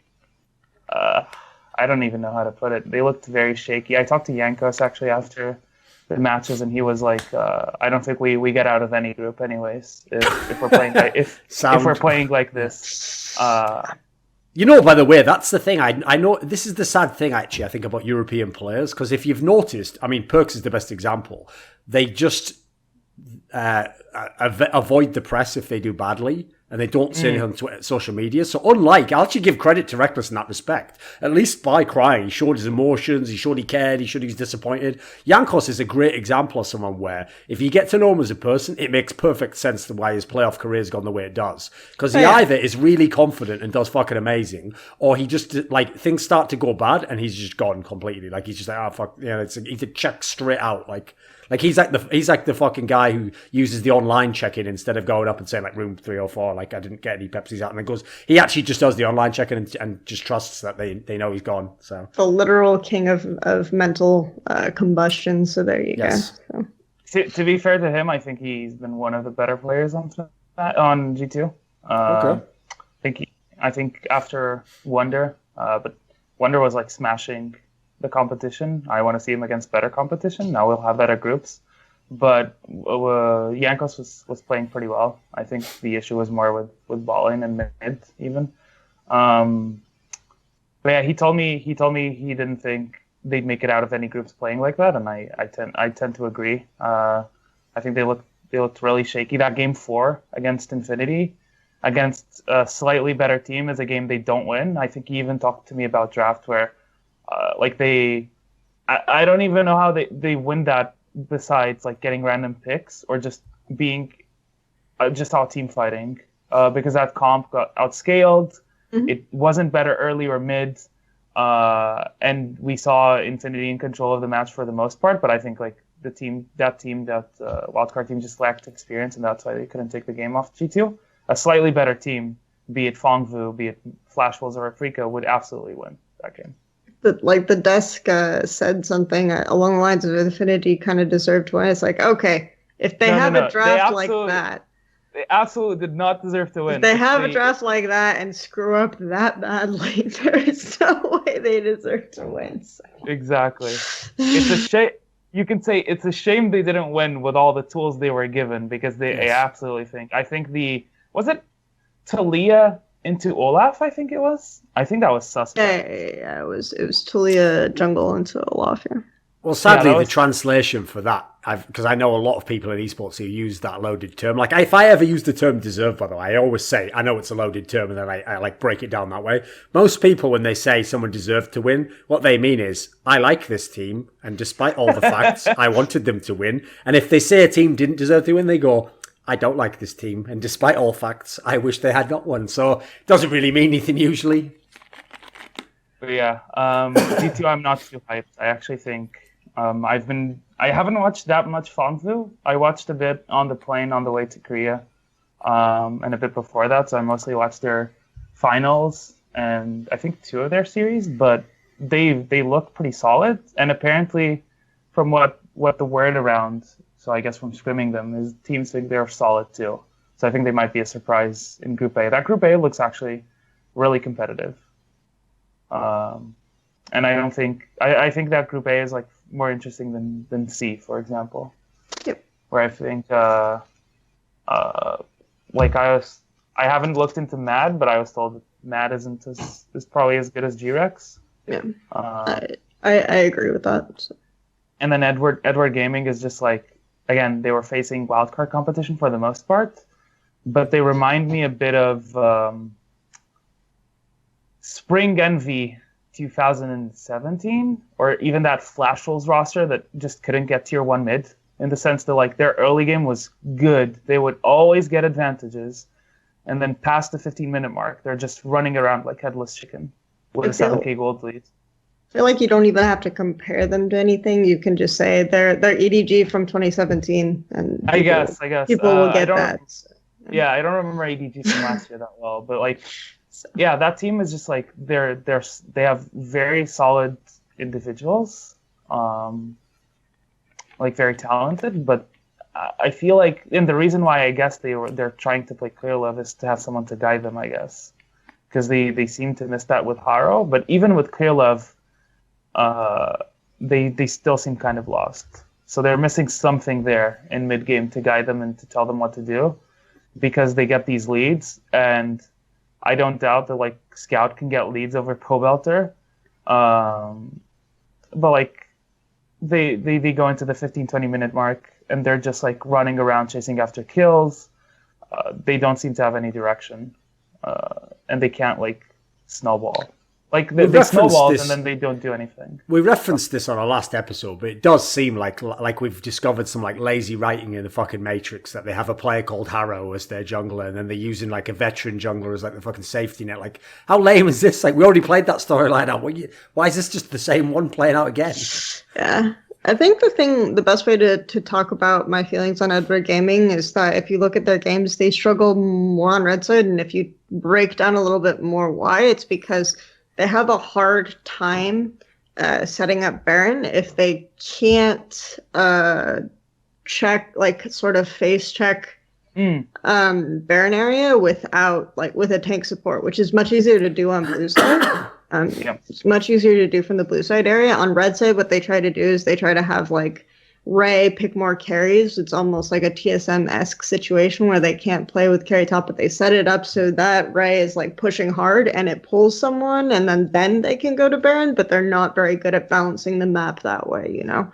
Like they're pretty bad at that. So I think that's why they struggle way more on red side, and it's just kind of fine-tuning that and also like getting vision around the backside of Baron Pit that EDG really struggle with. That seems to be where I have issues with them, and I feel like TL are actually pretty good at that overall. Like I think that Team Liquid can shine in that area as long as they don't get mowed over early on. Then Team Liquid are in a pretty good spot, and so for me, I have Team Liquid getting out second in that group. So. Yeah, I actually agree. I think as long as they don't get completely raffle stomped in 15 minutes, and sometimes even if they do, like they can still hold on if they have scaling advantage. So I can see Liquid win that matchup. I think you were talking about red side. I think a perfect example is their game against Infinity. Yeah. In play-ins where they just had the Fiora. They pull the Relic teleports in. And even then, they seem to like not understand what they need to do there to push and pull because they have the split pusher. They just got TP advantage, so like they can just keep the Fiora in side lane, just stall Baron, and they'll eventually get part of the base. But they don't seem to understand that the way they play. It's really weird. I think that's Group C. I have Group C. I have KT first, Liquid second. And Edward Gaming third there. Okay. You alluded to it earlier, but why does 100 Thieves have a chance? Oh wait, maybe I'm thinking of Veteran. I think you alluded to that. Do you think 100 Thieves can do anything? I don't see it. Like they're this. The way I remember their games is they kind of just play scaling and. They hold up okay. I think teams like Invictus and Fnatic will just they just leave too many openings for those two teams to just like they will just fall behind too much early to be able to contest the game. And then I think they can contest GRX. GRX looked a bit shaky in this BO5 they played yesterday. That should have been. I think that looked like very close to a 3-0 for Supermassive. If like they had picked up that game too, I think that team just tilted off of the face of the earth in game 2. But yeah, I think they can contest GRX. GRX looks a bit. I don't know how to put it. They're a weird team. I think Xander was watching the game in the press area with me, and he just told me like he looked at game 1 and he was like, "Yep, this is a Supermassive 1-0," and then I think they can turn it around if they get like a better draft. But this is like over. So yeah, I think they can contest GRX. I don't think GRX is like super aggro early and won't like get super big leads. So they can get into late game, and then generally I think their setups are fine. And even though like GRX has a pretty good top laner in PK, they don't seem to give him much attention. So I think if Honor Thieves play towards top side, they have a lot of ways they can set up for a split push or set up for a carry top in someday, and I think that's how they should play. But I don't see that working against the other two teams. Okay. Who do you think's going to win Worlds? Oof, I hate that. I think it's way too early. I mean, I'd say like definitely favorites are RNG KT, but I low-key think Africa might be very good. They've been, I heard quadruple blocking, which is insane. I hope they don't burn out. That's my worry about them. They've been doing that almost all year anyway. Yeah. Like Africa famously don't really play solo queue. They just book more scrims, and if they can't get scrim partners, they scrim their B team, and they were Yes. yeah. So yeah, it's like the famous thing that the coaches do in I Love Move, right? So they've been they remind me a bit in the sense of a bit of Naj and Black Sword back in 2015 that took their sister team to NA to scrim them. In the sense that like they use their sister team, I think, more than anyone else. I heard like some teams scrimmed their B team and thought their B team was really good. So I think that team, from all I've been hearing, seems really solid. I think they're like very prepped for this patch, and like again, we haven't seen this team in quite a while because we saw them in that BO5 versus Griffin, and then they obviously qualified, so you didn't get to see them in regionals. But I think they're coming in as a dark horse, and I think they'll do a deep run. So gun to your head, RNG, KT, or Afrika? Yes, that's what I have. No. That's not really gun to your head, though, is it? Like, it's not really like... That was a question, by the way. That wasn't She means which statement. of the three are you picking? Oh, which Because of the three? obviously, if the guy goes, like, I'm going to blow your brains out unless you pick the right one, you don't go... RNG, wait, or Yes. KT, You or... don't say yes. Yes. That's what You say which of the man. three if you had a gun to your head. I mean, if I had a gun to my head, I'd probably go RNG, but I really want to see how groups pan out before like being so certain. But yeah, that's what I have to say on Afrika, is that I think they might surprise. No Genji, no Dark Horse quality, like they can't do it again? Because I'm like permanently tilted from last Worlds, because when I watched that G2 versus Samsung game, I was like, I thought they were going out of the group, which is so good because I thought they were so fucking overrated. And I even said they weren't winning that group, but like, obviously they went on to fucking win the tournament, didn't they? But could have happened. There was a what if world in which they go out. Perks is a fucking legend. He goes out straight away in the playoffs anyway, and probably Longzhu wins that motherfucker. Probably a worse world, to be fair. If I'm being honest. But... Yeah. I mean, Genji didn't win that group, right? They were second. They lost 2 games to RNG. Yeah. Genji, I think I didn't watch that much of their regional run, except for which game did I watch? I think I watched the Kingzone series was just like depressing to watch. That game was just like Kingzone. That game looked like fucking BBQ or some shit. They just looked like they imploded in that series. They looked really fucking bad. Oh, I watched the Griffin series as well, if I remember. I mean, Cuvée is I think it's a really good meta for Cuvée.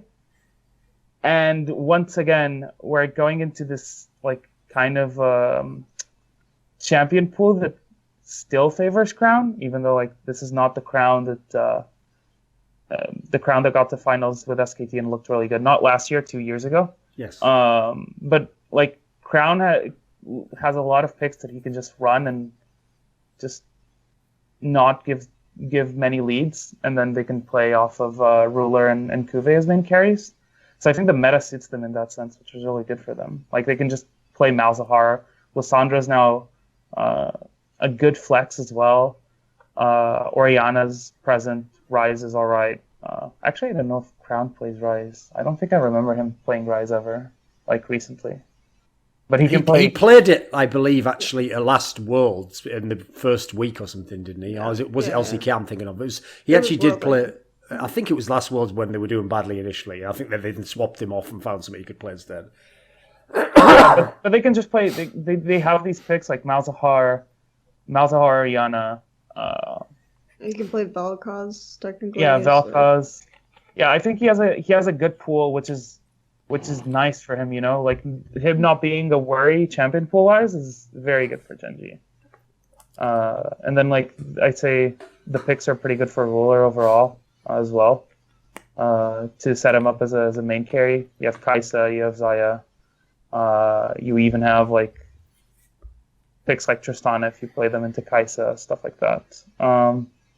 So I think that like the meta suits them very well, which is really good for them. So I think they make it out in second, and then I can see them going up to semis, maybe finals depending on the bracket. But I think semis is their their peak. I think Afrika is better than them. I think that But we Kelsey, haven't. I think the advantage that Samsung usually have is that they're like the best team at slow build adaptation, but I feel like Afrika just do prep and adaptation tailored to teams way better than they do. So like to me, I feel like they have, because I think Kingzone, SKT were always teams that just like played to how they wanted to play, and to an extent, I feel like Afrika and KT are like that as well, but Afrika do really good research and usually have pretty good tailored strategies. So I think that Samsung's advantage in terms of adaptation and ramping up and stuff is a bit mitigated just by the team that's coming from their region. So I think for Afrika, it was pretty interesting to me that their sixth player was Mowgli over aiming. I think that was the one where I kind of understand where AD carry wise, like they're gonna play more or less the same pick, so you're better off having two junglers. But sure. It was just surprising to me because Kramer didn't play that much, and they just went with him and no sixth player. Also, the rule is bullshit. I hope they change it for next year. Of course, yeah. Especially as you're alluding to here, back in spring, there was a number of people who actually thought towards the end of that split that aiming was the better player. But if you remember, he got that like suspension or whatever, so that just meant that like he went back to Kramer anyway. So yeah, I agree. I think if they had 7 players, you wouldn't even have to make this choice, would you? So yeah. But then again, there's a lot of rosters in that situation, Sure. C9 included, where they, I think, like in that BO5 they played, they would have brought on Golden Glue if they could. I mean, sadly, crucially, because C9 are now affected by this, right? Now it's surely important that we we'll have to change it, yes. the rule Yeah. for next year. So yeah. what about are there any Korean teams that IG could beat in a best of 5? Ooh. I want to say yes, but I didn't look into... I think IG is the team... IG and EDG were the teams coming into Worlds that I watched the least. Can they? Yes. Do I favor them? No. I guess would be... Yeah, I think that's fair. I think they could... I think I could see them beat... Like, I could see them get consistent leads against Genji, for example. Now, if they would win that series, that's another question.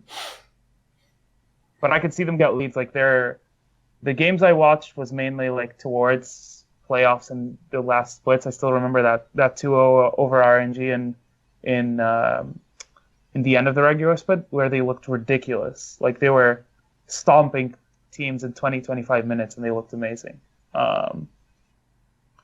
But it's more of the question if they can like get into that. They can get into that position. It's more of the question if they can, if teams can hold out against them and like bring it to late game and then beat them. And I think RNG can do that. So I do think they can. Genji. I think they could beat a team like Genji, but I wouldn't favor them, like Kelsey said. I think they would be kind of like Fnatic versus RNG, where we would see Fnatic get leads and then just sometimes get leads and then just lose. That's how I'd see kind of IG versus Genji, for example. It's weird because I feel like IG probably have a better chance in a best of 5 against KT or Afrika than Genji. So that's like kind of the one place where I would give Genji an edge, because I feel like Genji are more likely to kind of apply the RNG solution than either of the other two teams. So RNG solution being like really being able to answer their pushes and then like also meet them at Baron and kind of funnel them into a team fight. So yeah, and then having like that scaling AD carry composition, right? Because obviously, again, to refer back to the veteran standard, the real sleeper OP storyline is that somehow, some way, the final is just IG versus RNG. And then Kelsey just comes out like, it's all about the side lanes, all. And then that's just, in the end, it turns out Worlds just was about that. And in the end, it's the Kelsey Moser narrative that actually takes over all the others. It supersedes Score and Uzi winning and everything. And in the end, everyone just has to acknowledge it was there all along. It's just the sidelines, man. It's all it is. Yeah. Oh, then there's going Go back on. to A. The other team I haven't really looked into. since MSI was like Flash Wolves. Okay. I don't really watch LMS. Like the time slot is really bad to watch, and then like picking up VODs, I'd rather watch more LCK or some LPL than LMS because like that region domestically is usually kind of a waste of time. Sure. But I'm wondering if actually they might be upset by Fongbu. Because I think this is Flash Wolves' year, but go ahead, make your point. Yeah, I think I haven't watched enough Flash Wolves, but I was really impressed by Fongbu. Mm-hmm. I think their main weakness is maybe their jungler, Melodios, I think it is. But they have a pretty good carry top player. And then their bot lane and mid is the same team as Young Generation last year, right? Yeah. Mm-hmm. I think Palette is pretty good. I liked him a lot on Tom Kench. He's very proactive with his ult. They're like they have this game versus who was it? In the finals versus Adonis, where they're like setting up. They took a tower. Their early mid is like pretty solid. They understand what they need to do. They get the herald. They break the initial turrets, and they start like getting their lanes pushed in and setting up vision forward. And they see Graves steal a red buff, and immediately Palette, who is on the other side of the map on Tom Kench, just roams down. Ults. They all collapse on the Tom Kench, and they manage to get a lead off of that. And it's like they move very fast and they react very fast. I liked how like their map play in that game, in that series against Adonis I thought was pretty impressive for a team from Vietnam, because like Vietnam, if I think the casual viewer will allude always to that Gigabyte Marines roster that was just super fucking aggro, right? Very interesting setups, very interesting strategies to get Levi in a good position to just take over the game. I think this Fongbu team is much more tempered. Their setups are good. They're not this team that's going to have 20 kills in 10 minutes or something like that, but they're very organized. So I think they can upset, and I think they're better than G2 currently for sure. Yeah, I agree with them being better than G2, but it's mostly because like G2's bot lane aren't that good. So in that scenario, they will struggle. But I think Flash Wolves are pretty good stylistically against them, because even though I think Palette is smart and like Big Core is pretty good, their bottom lane has like a fair amount of games in Korean solo queue, but they're like D1, D2. So they're like individually match up not so well. And I think Betty and Sword Art are actually quite nice. And Flash Wolves over the course of the summer fixed a lot of their famous mid to late game issues. So like I think Flash Wolves are better, and I've said this a couple of times, I think Flash Wolves are better in this tournament than basically they've ever been at a Worlds. So I think this is definitely the year where they have, from the little I've watched, is they have a really good AD carry this time around. I think Betty is shaping up to be an elite AD carry, and their top laner is a bit better than what they've had in the past. I think Hanabi's fine. Hanabi's playing, right, over MMD, I'm pretty sure. Well, they had MMD play in the final. They're playing both. It really depends, but either way, I think they'll be kind of like bot focused, which is a little weird in this group, but it'll be interesting because this group is mostly like it's like Keen, Wonder, Zeros. So yeah, it's a little weird. But. Yeah, this group has pretty good top laners, and then there's MMD. Okay. This video was kindly supported by Gardner Wilson, Dean Tanglis, Alex Adams, Eddie Wingfours, Andreas Snazore Westerlund, God Awful Waste of Space, Kyla Harris, Travis Greb, James Harding, Daniel Yordanov, VeXii, Robert Baxter, and a special thanks goes out to Jerky's Minion. Now, do you want to suggest a topic or a guest for my content? Perhaps you'd like to ask me a question for my monthly AMA. Would you like teasers to see who's coming next on my upcoming content and what's going to be coming down the pipeline? Perhaps you want to take part in an esports discussion with me. Well, put your money where your mouth is and join the Scrilluminati today via the Patreon link below.